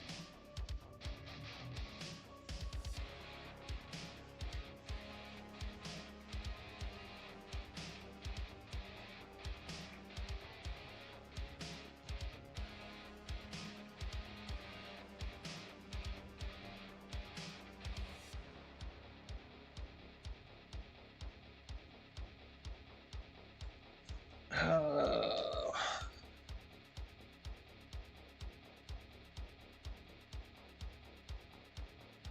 mm,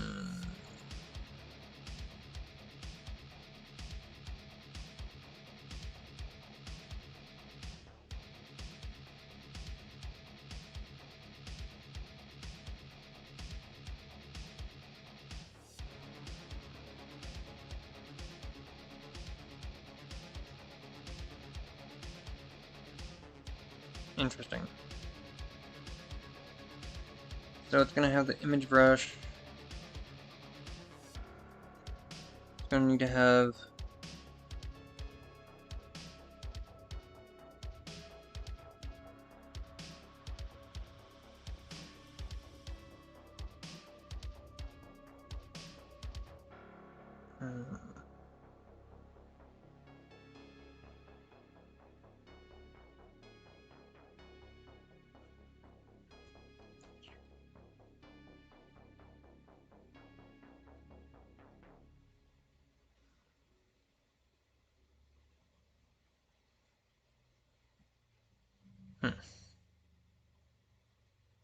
Alright, I'm feeling like I'm getting too bold right now, so I think I'm going to end the stream here. Thank you all for joining, for those who did. Great seeing you guys. And, yeah, I'll see you in the next stream when I noodle this out. So, yeah. Have a good one. Bye.